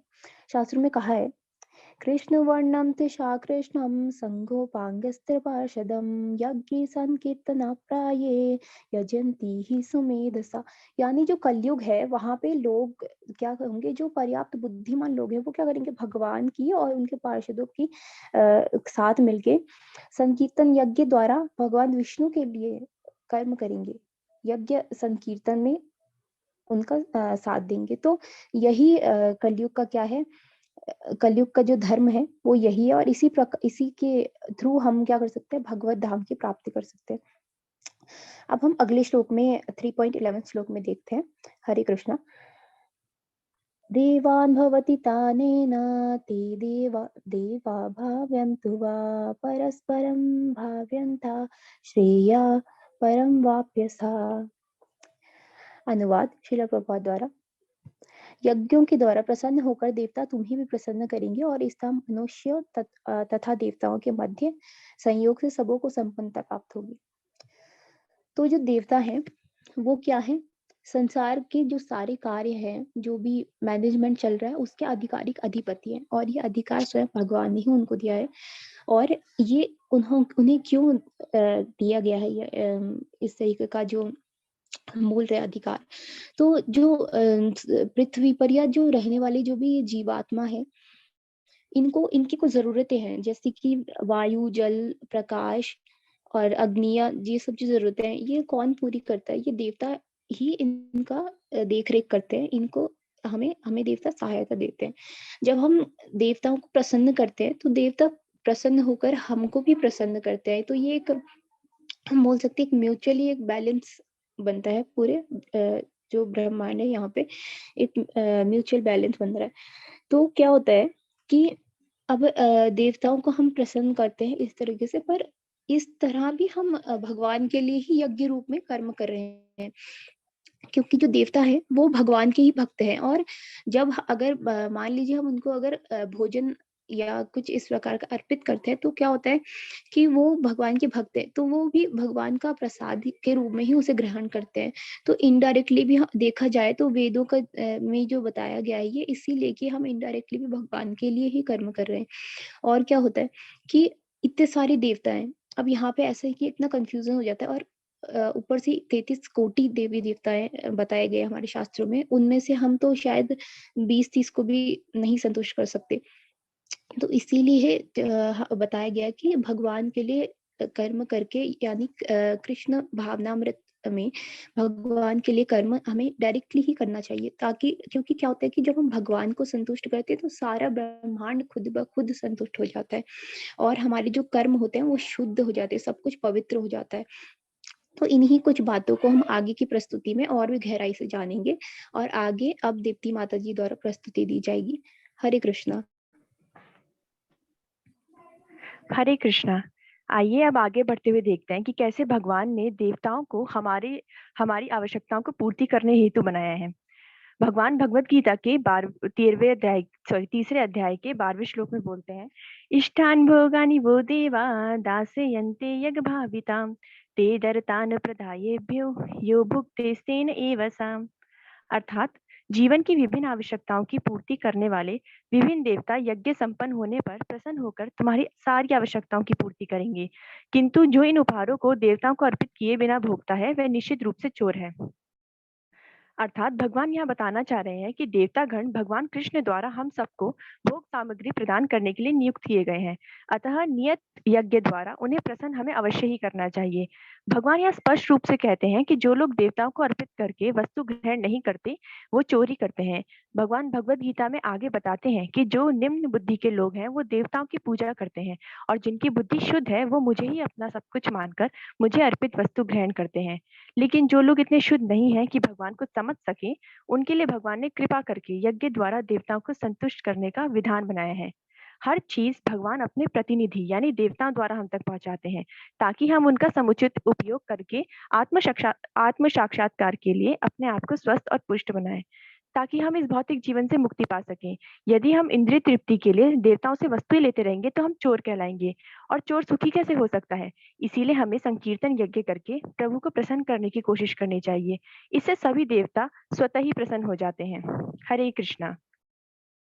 आइए अब आगे बढ़ते हुए हम देखते हैं कि कैसे भगवान ने कृपा करके यज्ञ में अर्पित भोजन यानी प्रसाद को खाने से हमें शुद्ध करने का विधान बनाया है। भगवान तीसरे अध्याय के 13वें श्लोक में बोलते हैं, यज्ञ शिष्टाशीना संतो मुच्यन्ते सर्वकिलीबशे भुजन्ते तिर्वघं पापा ये पच्यन्त्यात्म कारणात्। अर्थात भगवान के भक्त सभी प्रकार के पापों से मुक्त हो जाते हैं क्योंकि वो यज्ञ में अर्पित किए भोजन यानी प्रसाद को ही ग्रहण करते हैं।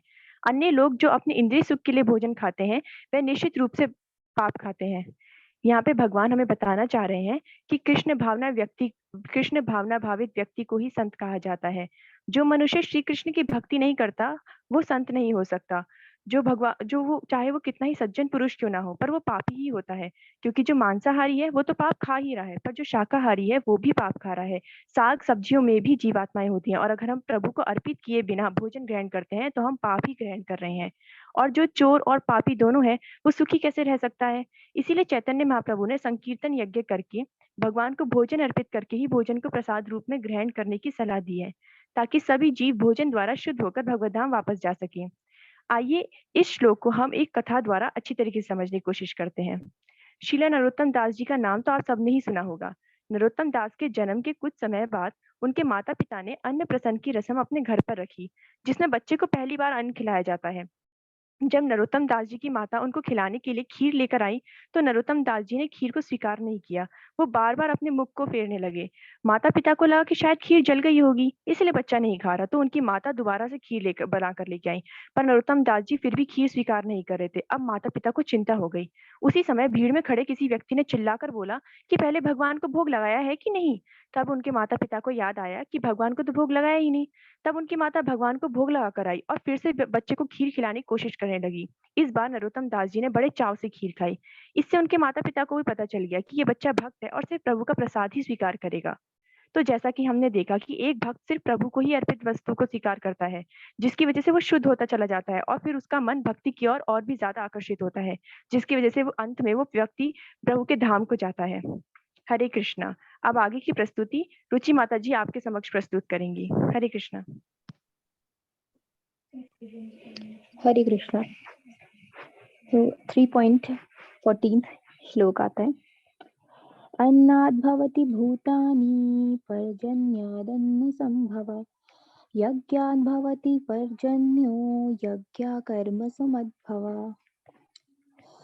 तो यहाँ पे यज्ञ चक्र के बारे में दिया गया कि इस चक्र से क्या पता चलता है कि कैसे हम कर्मों को अपनी पूजा बना सकते हैं, यानी कि कर्म योग जिसे कहा जाता है, अर्थात कि अपने इंद्रियों के लिए कार्य ना करके भगवान को वो सारे कार्य अर्पित कर देना। क्या होता है कि भगवान के जो शब्द है वो ही वेद है और वो कोई कल्पना नहीं है, तो इसीलिए वो धर्म है, क्योंकि ये भगवान के आदेश है और हमें ये पालन करना चाहिए और अपना नियत कर्म और धर्म करते रहना चाहिए, और हमारे पास उससे क्या होगा, कुछ अर्थ आएगा और उससे हम यज्ञ करते हैं। फिर क्या होता है कि भगवान की सेवा और पूजा भी हम उससे कर सकते हैं, और यज्ञ से बारिश होती है। बारिश से क्या होता है, अन्न आता है और अन्न से तरह तरह के हम पकवान बनाते हैं और उन्हें क्या होता है कि हमें भगवान की सेवा में अर्पित करके ही उन्हें खाना चाहिए प्रसाद के रूप में। अभी हम श्लोक को थोड़ा सा समझने की कोशिश करते हैं। तो श्लोक में ऐसा बताया तात्पर्य कि जैसे पेट को खाना देने से सारे शरीर के जो अंग होते हैं उनको पोषण मिलता है, और पेड़ के जड़ में जैसे पानी देने से क्या होता है, पत्ते फूल जो भी उनके फल फूल सभी को खुद ब खुद जो न्यूट्रिशन होता है वो मिलता जाता है। तो वैसे ही भगवान की सेवा करने से सारे देवी देवता और सारे जो भी जीवात्माएं जो भी रह रहे हैं ब्रह्मांड में, सबको ही परम सुख का अनुभव होता है। और क्योंकि भगवान क्या है, भगवान परम भोक्ता है। भगवत गीता के 5.8 श्लोक में भी बताया गया है, भोक्ताराम यज्ञ तपसाम, यानी भगवान सारे यज्ञों के स्वामी है और वही परम भोक्ता है। और जो देवी देवता हैं वो उनके भक्त हैं और सेवक हैं। अब जैसे किसी ये हम एग्जाम्पल से भी समझते हैं कि जैसे कोई प्रधानमंत्री है कि वो सारे जो मंत्री होते हैं उनको निर्देश देते हैं, तो वैसे ही उनके अंडर काम कर रहे हैं सारे मंत्री। तो भगवान के ही हर एक निर्देशानुसार देवता को भी क्या करना पड़ता है, कार्य करते हैं। और क्योंकि वो उनके सेवक हैं और उन्हीं के अनुसार कार्य करते हैं। जैसे कि अग्निदेव क्या करते हैं, अग्नि देते हैं, और चंद्रदेव शीतलता और फल जो सब्जियां और फल हैं उनमें रस देते हैं, और सूर्यदेव प्रकाश देते हैं, ऊष्मा देते हैं। तो ऐसे ही ये भगवान की जो मंजूरी होती है उसके अनुसार ही देवी देवता हमें फल देते हैं। तो देवता और जो देवता लोग हैं वो क्या होता है, वो सांसारिक फल देते हैं और ये फल बिल्कुल टेम्परेरी होते हैं। तो वेदाओं में बहुत सारे यज्ञ का वर्णन भी किया गया है, और ये यज्ञ करने से देवी देवता खुश होके पर्याप्त जल प्रकाश वायु जो भी उनका कार्य वो सब देते हैं। पर फिर भी परम पुरुष जो है भगवान श्री कृष्ण है, और उनकी पूजा से सारे देवता संतुष्ट होते हैं। चैतन्य चरितामृत के मध्य लीला 22.62 में भी बताया है, कृष्ण भक्ति कैले सर्व कर्म करता है। इसका मतलब यही है कि कृष्ण भक्ति दृढ़ता के साथ करनी चाहिए, क्योंकि जो भक्त है वो क्या करता है, हमेशा प्रसाद ही ग्रहण करता है, और इसीलिए शरीर को क्या होता है, आध्यात्मिक पोषण मिलता है उससे। आध्यात्मिक पोषण का हम मीनिंग समझते हैं। आध्यात्मिक पोषण का मीनिंग यही है कि शरीर के साथ साथ आत्मा को भी पोषण मिले। कुछ लोग ऐसे दिखने में बहुत ज्यादा ऐसे हेल्दी दिख सकते हैं और अपने शरीर को बहुत ज्यादा पोषण देते हैं, बिल्कुल स्वस्थ रखते हैं, परंतु क्या होता है जब हम प्रसाद ग्रहण करते हैं तो जो हमारी बॉडी है उसको तो पोषण मिल ही जाता है, परंतु हमारे जो अंदर सोल है उसको पोषण मिलता है। और उसको पोषण मिलने से होता क्या है, उसे पोषण मिलने से सारे जो पाप है वो धीरे धीरे मुक्त हम उससे होते जाते हैं, और आत्म साक्षात्कार की जो एक रास्ता है उस तरफ हम बढ़ते जाते हैं। और कृष्ण प्रसाद खाने से भक्ति में आने वाली जो भी सारी बाधाएं हैं वो खत्म होती है और हमें भक्ति करने के लिए शक्ति मिलती है।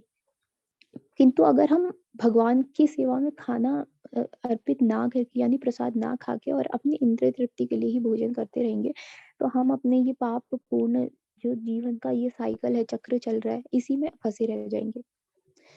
अब हमें ये तो समझ आ गया कि यज्ञ रूप में हमें कार्य करना है, पर कलयुग के लिए कौन सा यज्ञ सही है। तो कलयुग में हम जानते हैं कि सामग्रियां जो होती हैं यज्ञ की वो मिलनी बहुत मुश्किल है, और मिल भी जाए तो बहुत महंगा मिलेगा, और शुद्ध पुरोहित तो बहुत ही मुश्किल है मिलना। तो कलयुग में सिर्फ हरे कृष्ण महामंत्र का ही संकीर्तन यज्ञ का विधान बताया गया है कि हमें हरे कृष्णा कृष्ण कृष्ण हरे हरे, हरे राम राम राम हरे हरे, इस मंत्र का संकीर्तन यज्ञ के रूप में निरंतर जाप करने से हमें क्या हो सकता है, मुक्ति मिल सकती है। और चैतन्य चरितामृत के मध्य लीला 6.242 में दोबारा से आता है कि हरेर नाम नामेव केवलम कलव नास्तेव नास्तेव नास्तेव गतिर अन्यथा, यानी कि कलयुग में केवल हरि का नाम ही उद्धार कर सकता है, इसके सिवा और कोई रास्ता नहीं है, और कोई रास्ता नहीं, और कोई रास्ता नहीं है। इसलिए हरि का नाम जाप करने से ही हम सारे पापों से मुक्त होकर भगवत धाम की प्राप्ति कर सकते हैं। और इसके आगे ज्योत्सना माता जी आपको प्रस्तुतिकरण करेंगी। हरे कृष्णा।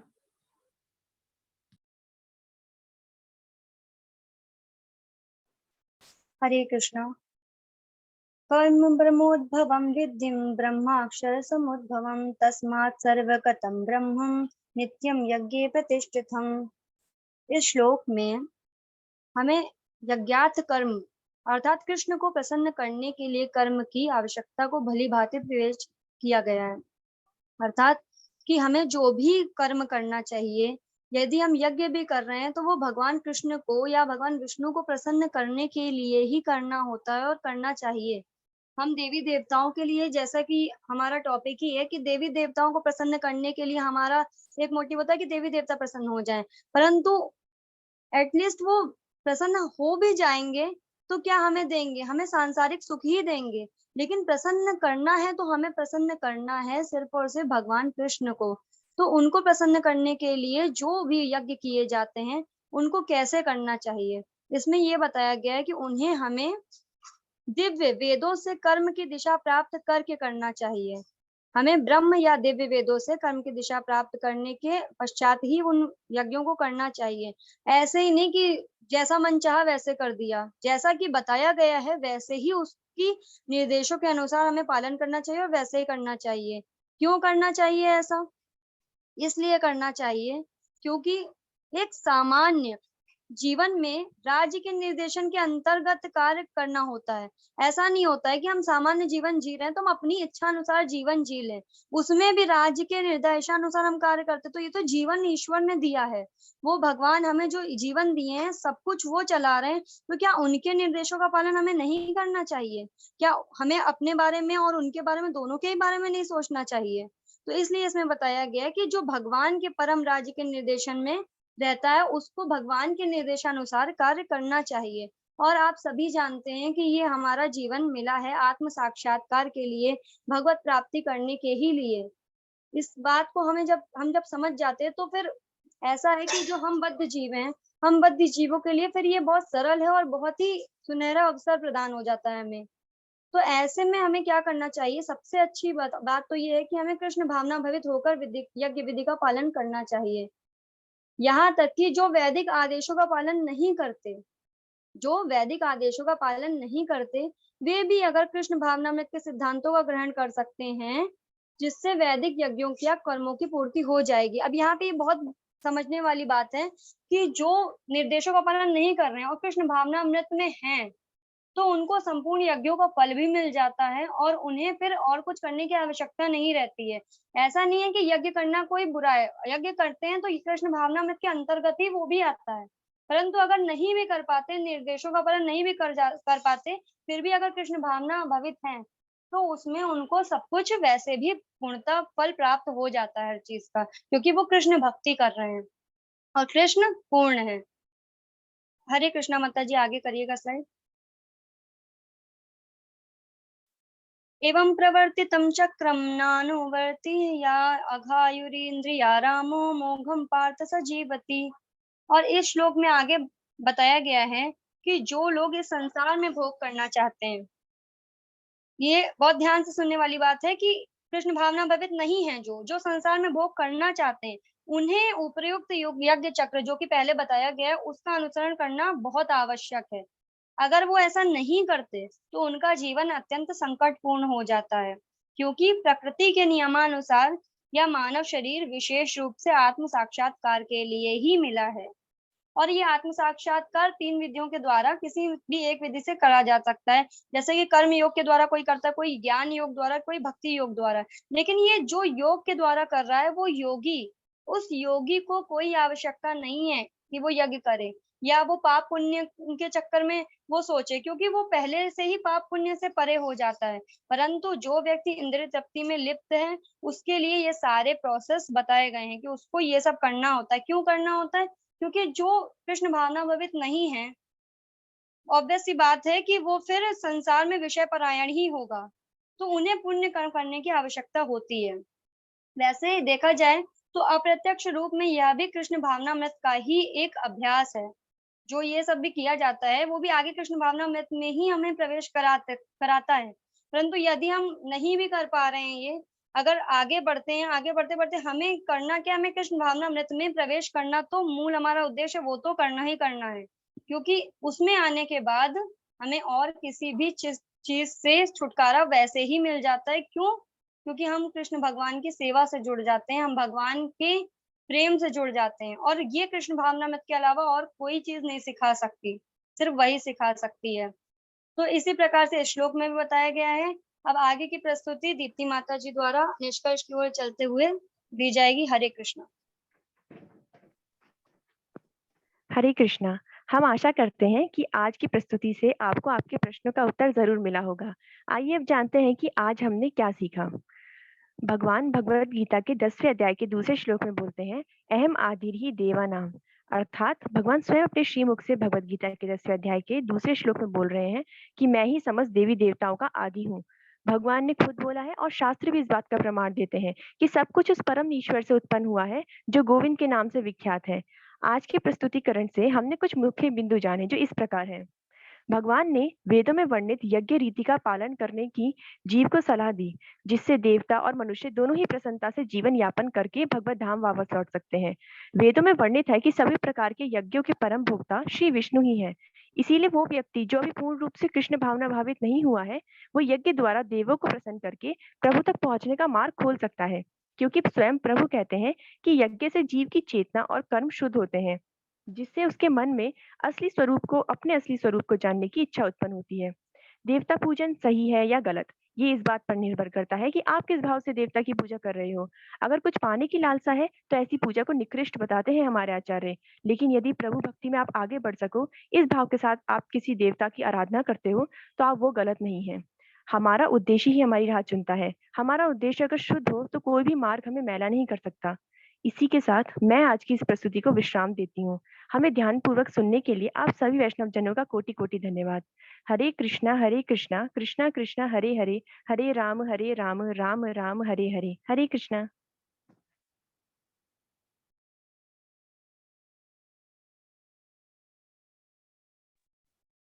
हरे कृष्णा। धन्यवाद आप सभी का। तो ओके, तो बहुत ही अच्छा आपने प्रेजेंटेशन दिया माता जी। सभी लोगों ने अच्छी प्रेजेंटेशन बनाई, आपने अच्छे अच्छे पॉइंट्स रखे। नरोत्तम दास जी की जो आपने उनके बारे में बताया, नरोत्तम दास जी की जो जीवनी है बहुत ही प्रेरणादायक है, हम सभी को पढ़नी चाहिए। लेकिन एक बात पे आपने ध्यान नहीं दिया। मैंने आपको बोला था चौथे अध्याय को हमें केंद्र में रखना है, तो तीसरा अध्याय हम कर चुके और चौथे अध्याय पे हम लोग पहुंच चुके थे। और अभी हमको चौथे अध्याय में जो श्लोक दिए देवी देवता पूजा के बारे में, उनको हमें केंद्र में रख के आगे बढ़ना चाहिए था। क्योंकि चौथे अध्याय में भगवान ने बोला है देवी देवता पूजा के बारे में। उसमें भगवान बोलते हैं, कांता कर्मणा सिद्धिम यजन्ते ये देवता क्षिप्रमे मानुषम लोके सिद्धिर्भवति कर्मजा। तो भगवान उसमें बोलते हैं कि कांता कर्मणा सिद्धिम, अपने कर्मों को सिद्ध करने के लिए लोग देवी देवताओं के पास जाते हैं। क्यों? भौतिक लाभ के लिए क्यों जाते हैं? क्षिप्रम ही मानुषम लोके, क्योंकि क्षिप्रम मतलब होता है जल्दी, जल्दी उन्हें इसका फल मिल जाता है। तो जल्दी लाभ के लिए, भौतिक लाभ जल्दी मिल जाए उन्हें, इसके लिए देवी देवताओं के पास जाते हैं। तो वो और भी श्लोक है इसमें। तो चौथे अध्याय को हमें केंद्र में रख के करना था, क्योंकि हम लोग तीसरा अध्याय पहले ही कर चुके थे। तो इस बात का आप लोग ध्यान रखिए, जब भी आप प्रेजेंटेशन देते हैं तो मैं उसमें लिखता हूँ कि कौन से अध्याय से, कौन से श्लोक से आपको दे रहे हैं, मैं ये भी लिखता हूँ। ठीक है, तो तीसरा चैप्टर हम कर चुके थे और चौथे चैप्टर पे हम लोग पहुंच चुके थे, जिसमें सनी प्रभु जी का जो ग्रुप है इन लोगों का, और इससे जो आयुष प्रभु जी ने प्रेजेंटेशन दी थी, तो उस पर भी हम लोग एंड उसका कर चुके थे। उन्होंने काम के बारे में और भी चीजों के बारे में बताया था। तो इसलिए चैप्टर हम लोग कर चुके थे। ठीक है, तो चौथे में मैंने बताया था आपको चौथे चैप्टर दे रहे। बाकी आपकी प्रेजेंटेशन अच्छी थी, बहुत ही अच्छी थी। तो अंत में आप लोग बता भी सकते हैं कि देवी देवता पूजा हम कर सकते हैं, लेकिन उनके आशीर्वाद के लिए। जैसे गोपिया जो थी, उन्होंने भी कात्यायनी देवी जो थी उनकी पूजा की, लेकिन उन्होंने भगवान को मांगा। तो देवी देवता हमें मुक्ति नहीं दे सकते, आपने जैसे बताया बहुत ही अच्छा। क्योंकि भगवान का नाम क्या है? भगवान का नाम मुकुंद। मुकुंद मतलब होता है मुक्ति के दाता। तो इसीलिए हमें देवी देवताओं से अगर हम कर सकते हैं कुछ तो उनसे हम प्रार्थना कर सकते हैं, उनसे हम आशीर्वाद ले सकते हैं कि वो हमें भगवान की भक्ति दे, क्योंकि भौतिक लाभ तो हमें दे देंगे और लेकिन उससे क्या होगा, उससे हमारा कल्याण नहीं होने वाला। तो इसीलिए हम उनसे प्रार्थना करने को बोल सकते हैं, प्रार्थना हम लोग उनसे कर सकते हैं कि वो हमें भक्ति में आगे बढ़ाए। ओके, किसी का कोई प्रश्न है इस ग्रुप से तो आप लोग पूछ सकते हैं। हरे कृष्णा, किसी का कोई प्रश्न है आप हैंड रेज कर सकते हैं या फिर आप चैट में भी लिख सकते हैं।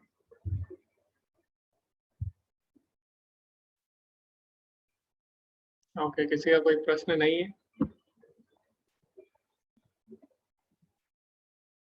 ओके,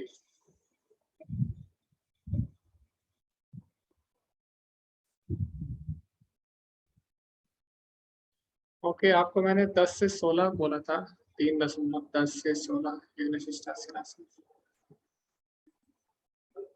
ओके, तो तीसरा चैप्टर शायद हमारा हो चुका था जहाँ तक मुझे याद है, चौथे चैप्टर में पहुंच चुके थे। जी माता जी, एक बार मैं चेक करता हूँ, क्योंकि जो देवी देवताओं की पूजा है उसके बारे में चौथे चैप्टर में आता है। ओके, जी जी, तो काफी समय हो चुका है शायद, इस कारण हो सकता है मैं भूल गया हूँ। ओके, तो किसी का कोई प्रश्न है तो आप लोग पूछ सकते हैं।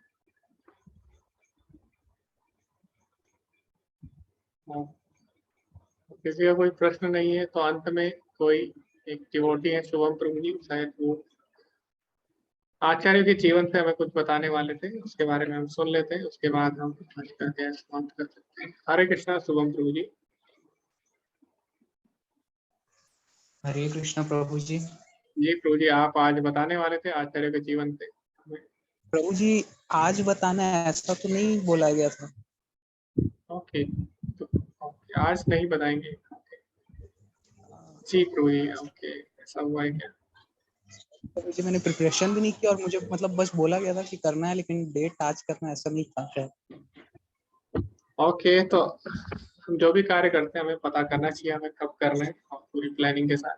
तो हरे वैसे भी कृष्णा अभी प्रभु जी। समय हो चुका है तो। प्रभु जी हरे कृष्णा। जी हरे कृष्णा माता जी, अभी क्योंकि ओके अभी हमारे पास 20 मिनट बचे हैं माता जी, अगर आप 20 मिनट पे कर सकते हैं आप कर सकते हैं। नहीं, मैं ये नहीं कह रही करने को, आपने कहा था तो मैंने भी तैयार किया था, और आज जी जी सुबह जी आपसे बात हुई थी तो वही मैं जी सोच रही थी कि इतना टाइम हो रहा है, बहुत ज्यादा एक्सेस हो रहा है, कैसे चलेगा, क्योंकि थोड़ा टाइम तो लग ही जाएगा बोलने में। कोई जी माता जी। एकदम कोई स्टोरी होती तो फिर भी एक बार कवर कर देते शॉर्ट में करके, लेकिन महात्म्य बताना तो भागवतम का, थोड़ा तो टाइम लगेगा उसमें। जी माता जी, तो 20 मिनट में आप कर पाएंगे? तो प्रभु जी मैं ऐसा कर सकती हूँ कि मैं 20 मिनट में जितना हो सके मैं उतना बताती हूँ, देन अगर 20 मिनट हो जाए तो आप मुझे स्टॉप कर देना, फिर हम आगे उसके बाद किसी और क्लास में बता देंगे। जी माता जी, हम ऐसा भी कर सकते हैं। तो आज हम सारी चीजें नहीं कर पाएंगे क्योंकि समय बहुत ज्यादा हो चुका है प्रेजेंटेशन में। मुझे भी हो रही है वही चीज प्रॉब्लम, जी मुझे माता लग रहा था कि कैसे क्या होगा, लेकिन वही चीज है, मुझे लगा अब आप बोलेंगे। अभी आपने कहा कि किसी और को करना है तो मैंने सोचा शायद आप भूल गए क्या। जी नहीं माता जी, मैं एक एक करके सबके पास आ रहा था। जी माता जी, आप स्टार्ट कर सकते हैं। हरे कृष्णा। तो ठीक है प्रभु जी, मैं स्टार्ट करती हूँ। थोड़ा सा जितना मैं अभी बताती हूँ उसके बाद आगे फिर आगे नेक्स्ट क्लास में बता देंगे। जी माता ठीक है, ठीक है प्रभु जी, मुझे 1 मिनट दीजिए। जी। ओके, अभी हम भागवतम श्रीमद् भागवतम का महात्म्य सुनेंगे ज्योत्सना माता जी से।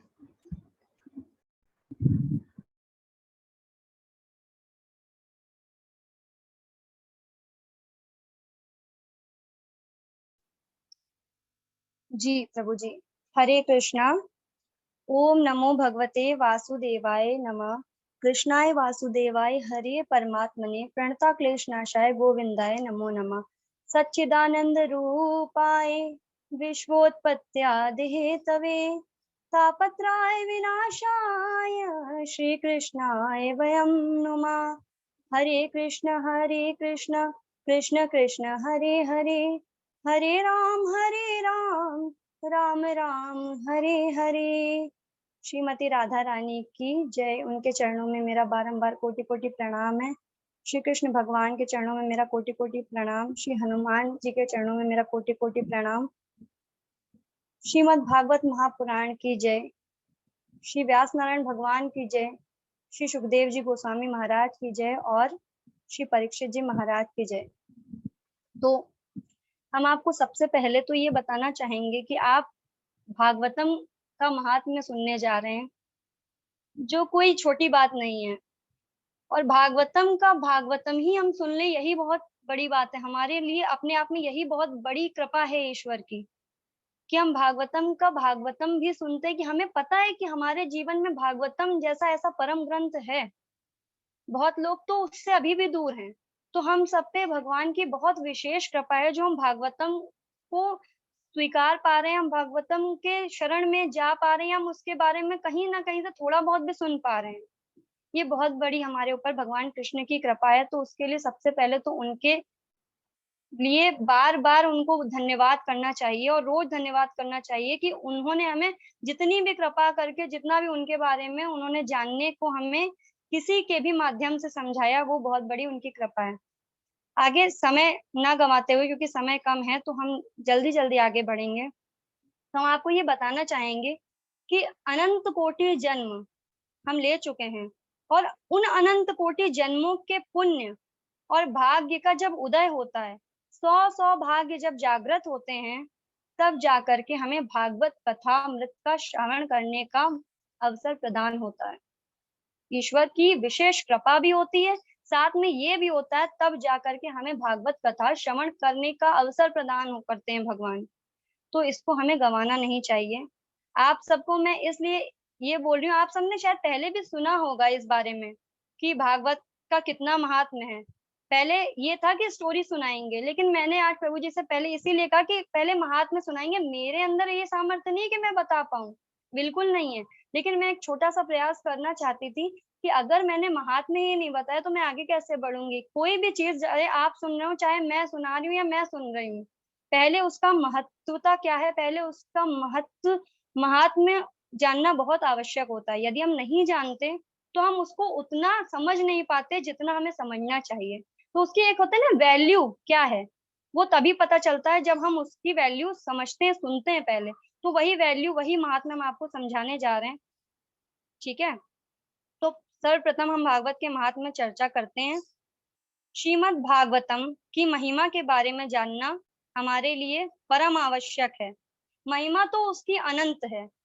हम गुणगान कर पाए या कोई भी कर पाए, जन्मों जन्मों तक कर पाए, वो भी हमारे सामर्थ्य की बात नहीं है। ये तो भगवान की, कृष्ण की कृपा ही है, जो वो जितना बुलवाना चाहेंगे वो बुलवा देंगे।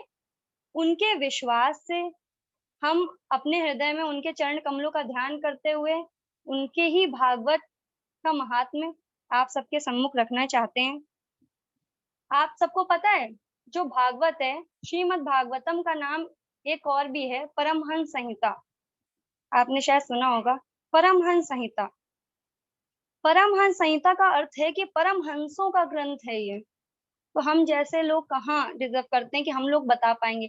परमहंस जो थे वो भागवत का गान करते थे और परमहंस का चित्त आकर्षण कर ले, ऐसी है श्रीमद् भागवतम। उनका चित्त भी आकर्षित कर लेती है। परमहंस भी दो प्रकार के होते हैं, एक होते हैं ज्ञानी परमहंस, दूसरे होते हैं प्रेमी परमहंस। आपने श्री सुखदेव जी गोस्वामी का, महाराज जी का नाम तो सुना ही होगा जब भागवत का नाम सुना है तो भागवतम में भागवतम में श्री सुखदेव जी गोस्वामी जी जो हैं, उन्होंने पहले जब उन्होंने कथा सुनी थी श्री भोलेनाथ जी से, उसके बाद वो जब माता के गर्भ में आए व्यास नारायण भगवान की पत्नी के, उसके बाद जब उनका जन्म हुआ तो वो सीधा वन की ओर चले गए। मायापति को बुलाया, यानी कि माधव को बुलाया, कहने लग गए कि आश्वासन दीजिए कि आपकी माया मुझ पे असर नहीं करेगी, तभी मैं बाहर आऊंगा। और वरना तो वो बाहर ही नहीं आने को तैयार थे। माता को बहुत पीड़ा होने लग गई। इतने वर्ष 16 वर्ष तक वो गर्भ में रहे, उसके बाद वो बाहर आए सिर्फ इस आश्वासन पे कि गर्भ के बाहर आने पे उनपे माया का कोई असर नहीं होगा। भगवान ने कहा नहीं होगा, वो निकल आए। और जब वो गर्भ से बाहर आए तो उन्होंने किसी से भी बात नहीं की, सीधा वन की ओर चले गए। तब वो ज्ञानी परमहंस थे। लेकिन उसके बाद जब उनको वेद व्यास जी ने अपने शिष्यों को वन में भेजा और वो श्लोकों का गान करते थे, तो उन भागवतम के श्लोकों ने उनको इतनी आकर्षण प्रदान किया, इतना आकर्षण हुआ उससे उनको कि वो खिंचे चले आए। फिर उन्होंने वेद व्यास जी के मुख से उसी भागवत को फिर से सुना, जो कि भगवान वेद व्यास जी ने सुनाई, और उनके मुख से भागवत सुनने के बाद उनके अश्रु रुकते नहीं थे। श्री सुखदेव जी महाराज, ऐसा कोई पल नहीं होता था कि भगवान के लिए रोए ना। क्यों? क्योंकि प्रेम इतना अथाह हो गया था। पहले प्रेम नहीं था, पहले ज्ञान तो बहुत था, लेकिन बाद में प्रेम हो गया। कहने का अर्थ ये है कि ज्ञानी परमहंस को प्रेमी परमहंस बना देती है, ऐसी है श्रीमद् भागवतम। कौए को हंस बना देती है, ऐसी है श्रीमद् भागवतम। और हंस को परमहंस बना देती है, ऐसी है श्रीमद् भागवतम। आगे हम भागवतम क्या है इसके ऊपर चर्चा करेंगे। भागवतम, श्रीमद् भागवतम अनंत कोटि ब्रह्मांड नायक भगवान श्री कृष्ण की वांगमय प्रतिमूर्ति है। श्रीमद् भागवतम आपने सुना होगा, भगवान ने कई अवतार धारण किए हैं।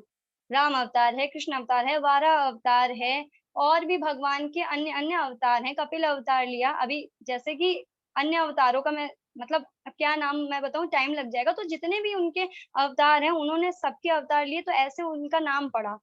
वैसे ही भगवान ने ग्रंथा अवतार लिया, ग्रंथ के रूप में अवतार लिया, तो वो भागवतम के रूप में लिया। वही भागवतम, श्रीमद् भागवतम है भगवान का ग्रंथा अवतार। भगवान में और श्रीमद् भागवतम में तनिक भी भेद नहीं है। यदि हम कहते हैं कि श्रीमद् भागवतम हमारे पास है और भगवान कृष्ण हमसे दूर हैं, हमको उनके पास जाना है, तो ये बहुत बड़े मिथ्या हो गई। भगवान कृष्ण हमारे पास ही है श्रीमद् भागवतम के रूप में। जब कलयुग आने वाला था और जब द्वापर खत्म हो रहा था, तो भगवान जब जा रहे थे, तो उस टाइम पे भगवान कहीं गए नहीं, भगवान ने भागवतम के रूप में अपने अपने आप को विस्तार किया। भागवतम में ग्रंथावतार रूप में वो आ गए। उसके बाद धर्म आया उनके पास। धर्म ने भी कहा कि भगवान कलयुग आने वाला है, अधर्म बहुत बढ़ जाएगा, इसमें तो सब अधर्मी होंगे, मैं कहाँ जाऊंगा, मुझे भी तो कहीं शरण दो। तो भगवान कृष्ण ने कहा, तुम चिंता ना करो, मैंने अभी अभी ग्रंथा अवतार लिया है भागवतम के रूप में, और तुम आओ, तुम भी इसी में प्रवेश करो। उसको, धर्म को भी उन्होंने उसमें प्रवेश करा दिया। तो धर्म का भी अगर कलयुग में कहीं वास है, तो वो भी धर्म की शरण भी श्रीमद् भागवतम में है। ऐसी है श्रीमद् भागवतम। श्रीमद् भागवतम को हम समझते हैं कि भगवान कृष्ण के दर्शन कैसे कराती है, वो कैसे है। तो पद्म पुराण में आता है कि श्रीमद् भागवतम का जो 12 स्कंद है, उनमें से जो प्रथम और द्वितीय स्कंद है वो भगवान के चरण कमल है। तृतीय और चतुर्थ स्कंद है जो, वो भगवान की जंघा है। पांचवा स्कंद भगवान का उदर है, और छठा स्कंद भगवान का वक्ष स्थल है। सातवां आठवां स्कंद उनका भुजाएं हैं। नवा स्कंद उनका मुख है। आए कितना प्यारा मुख है हमारे कान्हा का। और उसके बाद उस मुख में जब वो मुस्कान, इतनी प्यारी मुस्कान जब वो करते हैं, जब वो देते हैं, तो वो मुस्कुराहट 10वें स्कंद के रूप में है। 11वां स्कंद है उनका ललाट, और 12वां स्कंद उनके शिखा। उस पे जो वो पगड़ी पहनते हैं, उसमें जो फ्लावर्स हैं, जो वृंदावन के फ्लावर्स, अरे बड़ी सुंदर सी। तो ये हो गया चरण से लेकर के ऊपर तक भगवान के दर्शन। ऐसी है श्रीमद् भागवतम। पूरी भागवतम भगवान के अंग ही हैं। जैसे जैसे हम चरण से ऊपर जाते जाते, चरणों से ऊपर भगवान के दर्शन होते चले जाते हैं। तो भागवत के माध्यम से हम भगवान का दर्शन कर सकते हैं। कलयुग में ऐसा कोई साधन नहीं है जिससे हम भगवान के दर्शन कर सकें जल्दी, लेकिन भागवतम एक ऐसा साधन है जिससे हम भगवान के निकट भी जा सकते हैं, भगवान के दर्शन भी कर सकते हैं। लेकिन उसके लिए बहुत ध्यान से, बहुत प्रेम से और बहुत भाव से भागवत की कथा का श्रवण करना होता है, भागवत की कथा का पठन पाठन करना होता है। वो श्रद्धा अगर जागृत हो गई तो दर्शन भी अवश्य हो जाते हैं। इसके आगे अब ये बताते हैं कि श्रीमद् भागवतम, जो श्रीमद् भागवतम ये नाम का अर्थ हो गया टाइम प्रभु जी? नहीं माता जी, ये मेरी तरफ से नहीं थी आवाज। अच्छा, तो प्रभु जी मतलब स्टॉप करना है कि नहीं अभी? जी आप अभी 10 मिनट है, आप बोलिए माता जी आराम से। ठीक है। तो इसके बाद हम ये बताते हैं कि हमने आचार्यों के मुंह से भी सुना है और प्रभु जी के मुंह से सुना है कि श्रीमद् भागवतम क्यों कहते हैं। श्री यानी कि श्री जी हमारी राधा रानी, और वो श्री जी का जो प्रेम है, मद यानी प्रेम, ये मद को एक वो भी कहते हैं पागलपन, पर इसको एक अच्छे वे में राधा रानी के लिए कह रहे, तो राधा रानी का जो भाव है, जो प्रेम है भगवान कृष्ण के प्रति, भागवत यानी कृष्ण भगवान के प्रति, वो है श्रीमद् भागवतम। तो श्रीमद् भागवतम यदि वो भगवान कृष्ण है, तो उसमें एक एक शब्द का जो अर्थ है वो राधा रानी का प्रेम है, वो स्वयं राधा रानी है, दोनों उसमें विराजमान है, दोनों कहीं अलग तो रहते नहीं है, दोनों हमेशा साथ में ही रहते हैं, और वो दोनों इसमें है। तो यदि हमसे कोई कहे कि आपने भगवान के दर्शन किए हैं, तो वैसे भी मैं तो इस बात को हमेशा, मुझसे कोई पूछता तो मैं यही कहती हूँ मैंने तो किए हैं, क्योंकि मेरे सामने जो कृष्ण है या मेरे सामने राधा रानी है, या मैं मंदिर में जाती हूँ तो मैं उसको मूर्ति नहीं समझती हूँ, मेरे लिए तो वो भाव से भगवान ही है। लेकिन अगर आपसे तब भी कोई तर्कपूर्ण भी पूछे तो आप ये कह सकते हैं कि हाँ मैंने किए हैं, मैंने भागवत के रूप में भगवान के दर्शन किए, क्योंकि वो भागवतम भगवान कृष्ण है, मैंने भागवतम को छुआ, भगवान को स्पर्श किया, मैंने भागवतम को अपने कंठ से लगाया, मैंने भागवतम को पढ़ा भी है, देखा भी है, तो मैंने भगवान को पूरी तरह से दर्शन भी किया, उनका संग भी किया, उनसे मैंने हर तरह से उनको समझा भी और उनको देखने का प्रयत्न किया, सब कुछ किया। तो ये भगवान कृष्ण का कोई और ग्रंथ नहीं करा सकता। ये शिव सिर्फ और सिर्फ श्रीमद् भागवतम की ऐसी महिमा है कि वो भगवान कृष्ण के इतना निकट ला करके हमें खड़ा कर देती है। कोई कहे कि कोई कहे, जैसे हम लोगों ने पहले भी सुना था कि गीता जो है, श्रीमद् भगवत गीता, वो भगवान की वाणी है, और जो भागवतम है वो भगवान का चरित्र है।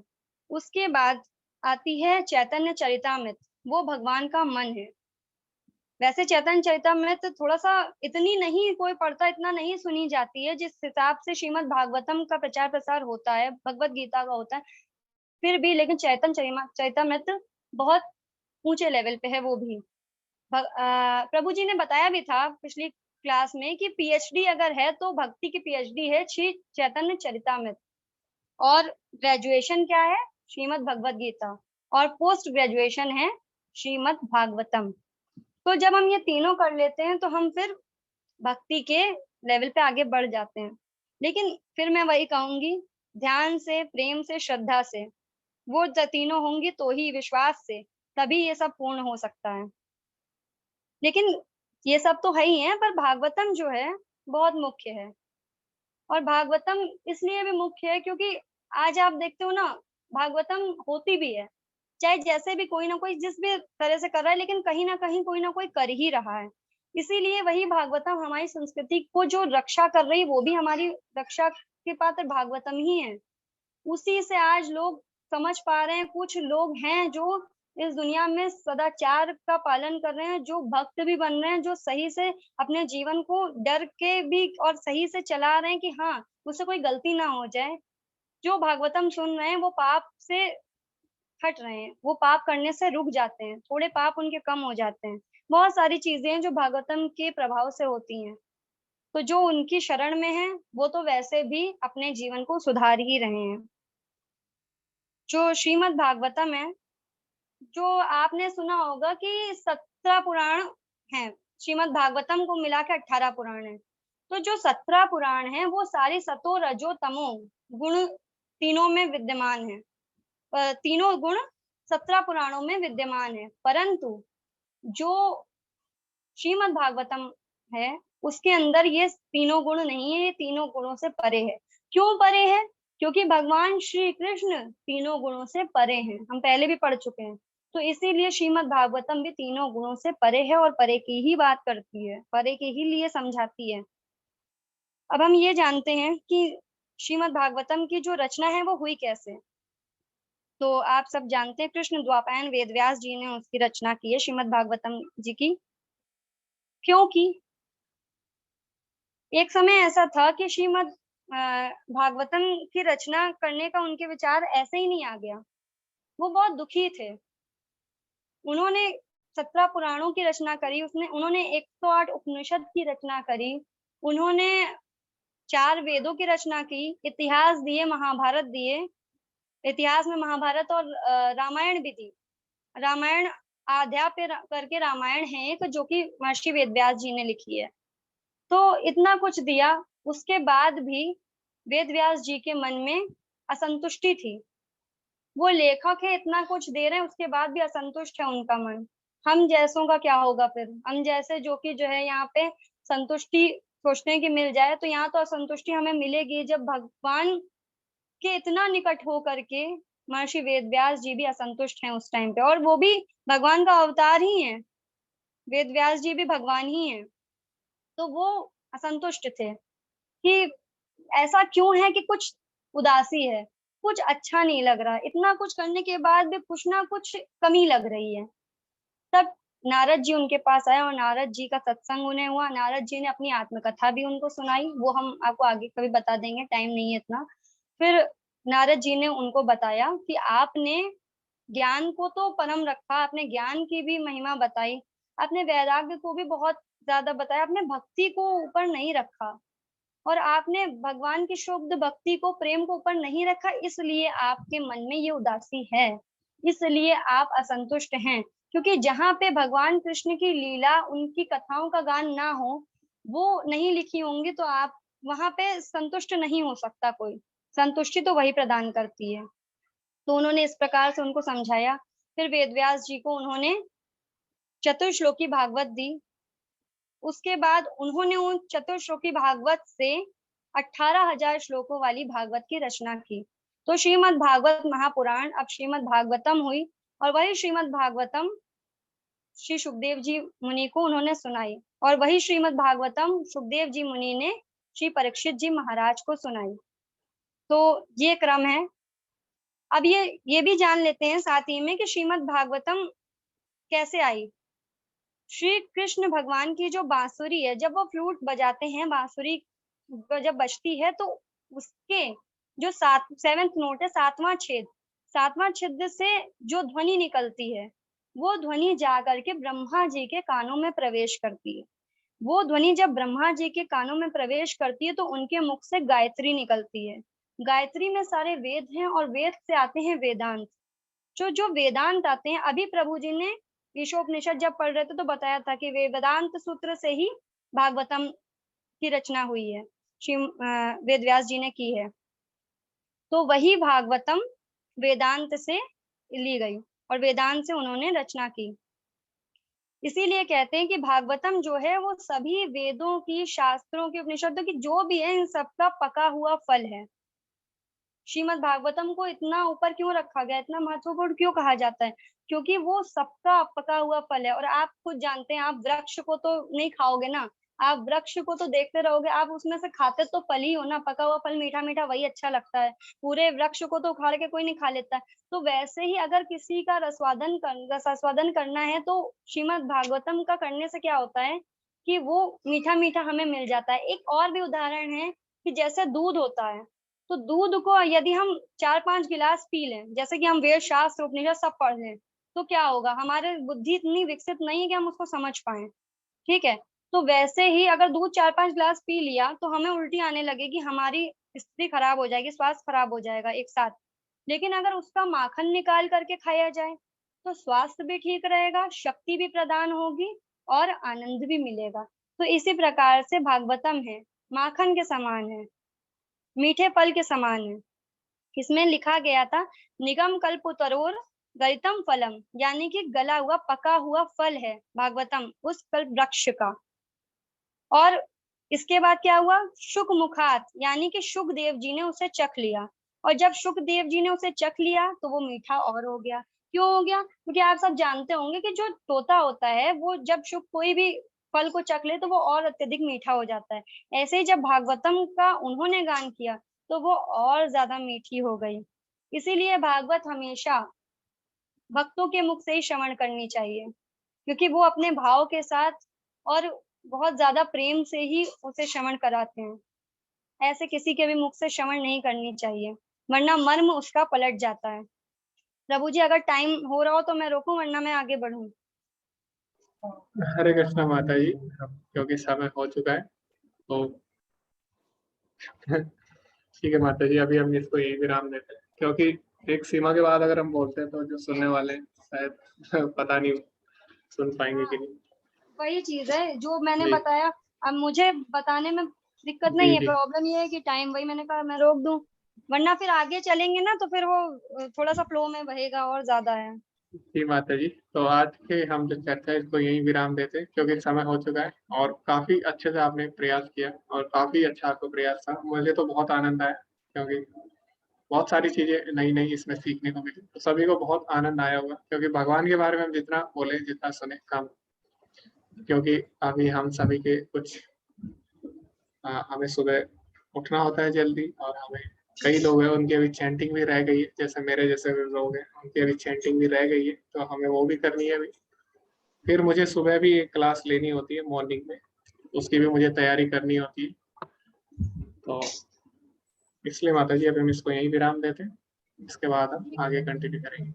इसके लिए थोड़ा सा टाइम ज्यादा चाहिए, मैंने पहले कहा था, फिर भी जितना भी हो सका मैंने ठीक है उसको माता कवर किया। अभी प्रभु जी जवान भी बहुत लड़खड़ा रही थी, पहली बार बता रहे हैं ना, और सच में हमारी सामर्थ्य तो सच में नहीं है बताने की। हमने आपसे पहले भी कहा था, लेकिन हम प्रयास करेंगे, क्योंकि भगवान के लिए अगर हम अपनी मेरी वाणी है तो हम भगवान के लिए चाहे टूटी फूटी वाणी से ही उनका गुणगान करें, जी पर जी करने का प्रयास तो कर सकते हैं ना। जी माता जी, आप लोग बहुत लोग हैं इसमें जो काफी अच्छे से समझाते हैं, और आगे मैं चाहता हूँ कि जो हमारा ग्रुप है इससे लोग इससे आगे आए और पढ़ाना स्टार्ट करें। भगवत गीता 18 डेज में किड्स क्लास से वो स्टार्ट करें, और बहुत लोग हैं जो अच्छे से समझाते हैं और लोग अच्छे टीचर बन सकते हैं इन फ्यूचर।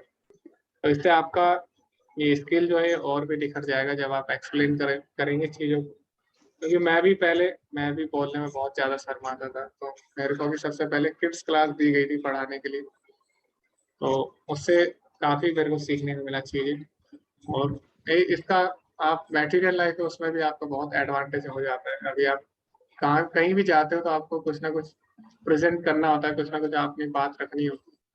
तो इससे हमारा ये जो स्किल होता है प्रेजेंटेशन, इसके लिए भी हमारा सुधर जाता है। तो इसीलिए आप सभी लोग प्रयास करिए, आप भी इसमें पार्टिसिपेट करें। जो भी लोग हैं, आपको बिल्कुल भी शर्माना नहीं है, क्योंकि क्योंकि आप भगवान के बारे में बता रहे हैं, और आपका सौभाग्य आपका सौभाग्य है कि आप भगवान के बारे में आपको बोलने के लिए एक मंच मिल रहा है, और आप भगवान के जो भक्त हैं उनके बीच आप भगवान के बारे में बोल रहे हैं। तो आपका सौभाग्य है, भले ही आप कैसे भी बोले, यहाँ पे कोई आपको डांटने वाला नहीं है, कोई मारने वाला नहीं है। तो इसलिए आप सबको प्रयास करना चाहिए। कहीं ना कहीं ये आपकी जो आध्यात्मिक जीवन है, भौतिक जीवन, दोनों में ही आपके लिए फायदे दे गए। तो इसलिए आप सभी लोग भी इसमें पार्टिसिपेट करिए, और आपको भी इसमें आगे आना चाहिए। तो आप सभी लोग अपने अपने ग्रुप लीडर्स को बोल सकते हैं। मैंने वैसे उनको बोला था कि आप ग्रुप में मैसेज डाल दीजिए जो भी लोग प्रेजेंट करना चाहते हैं। तो अगर आप तक मैसेज नहीं आया तो आप लोग डायरेक्ट भी मैसेज कर सकते हैं मुझे। तो कोई प्रेजेंट करना चाहता है कुछ भी तो आप बता सकते हैं, ठीक है। भागवतम की कोई कहानी हो या फिर आचार्य के जीवन से कुछ आप सुनाना चाहते हो तो आप बता सकते हैं, सबके साथ शेयर कर सकते हैं। तो कहीं ना कहीं आगे जाके हम सभी को प्रीचिंग करनी होगी, तो इसीलिए आप अभी से आप इसकी तैयारी कर सकते हैं। जी ओके, प्रभु। धन्यवाद। धन्यवाद माता जी आपका, आपने इतनी मेहनत की इसके पीछे, क्योंकि अगर हमें 20 मिनट बोलना होता है तो उसके लिए कम से कम हमें 60 मिनट कम से कम हमें सुनना होता प्रभु है। जी और मेरे साथ तो ये हुआ कि मतलब आज मैं सुबह जब जागी, जब मुझे कल पता चला कि मुझे बोलना है, तो मेरे माइंड से एक पल को भी भागवतम का जो भी बोलना है सब चीजें गई नहीं। कल से स्टोरी चल रही थी, और आज सुबह से मतलब 25-30 बार तो वो बार बार रिपीट हो चुका है, वो मेरे माइंड में चल ही रहा है, काम करते जी करते भी चल रहा है। जी माता जी, तो अगर हमें 20 मिनट बोलना होता है तो उसके लिए कम से कम हमें 1-2 घंटे हमें सुनना भी पड़ता है। उसके लिए बहुत प्रयास लगता है, और मैं समझ सकता हूँ माता जी। इसलिए आप सभी लोग प्रयास करिए, और धीरे धीरे आप भी ऐसे ही कुछ ना कुछ सुनाते रहिए और भक्ति में आगे बढ़ते रहिए, क्योंकि श्रवणम कीर्तनम, ठीक है, सुनना भी है और भगवान का गुणगान भी करना है। ओके, जी अभी प्रभु हम जी, इसको यहीं थैंक पे यू। विराम देते हैं। धन्यवाद ठीक है, सभी का। हरे कृष्णा प्रभु। जी, हरे कृष्णा माता जी। वांछा कल्पतरुभ्यश्च कृपा सिन्धुभ्येव च पतितनां पावनेभ्यो वैष्णवेभ्यो नमो नमः। अनंत कोटि वैष्णव वृंद की जय, श्रील प्रभुपाद की जय। हरे कृष्णा। धन्यवाद सभी का।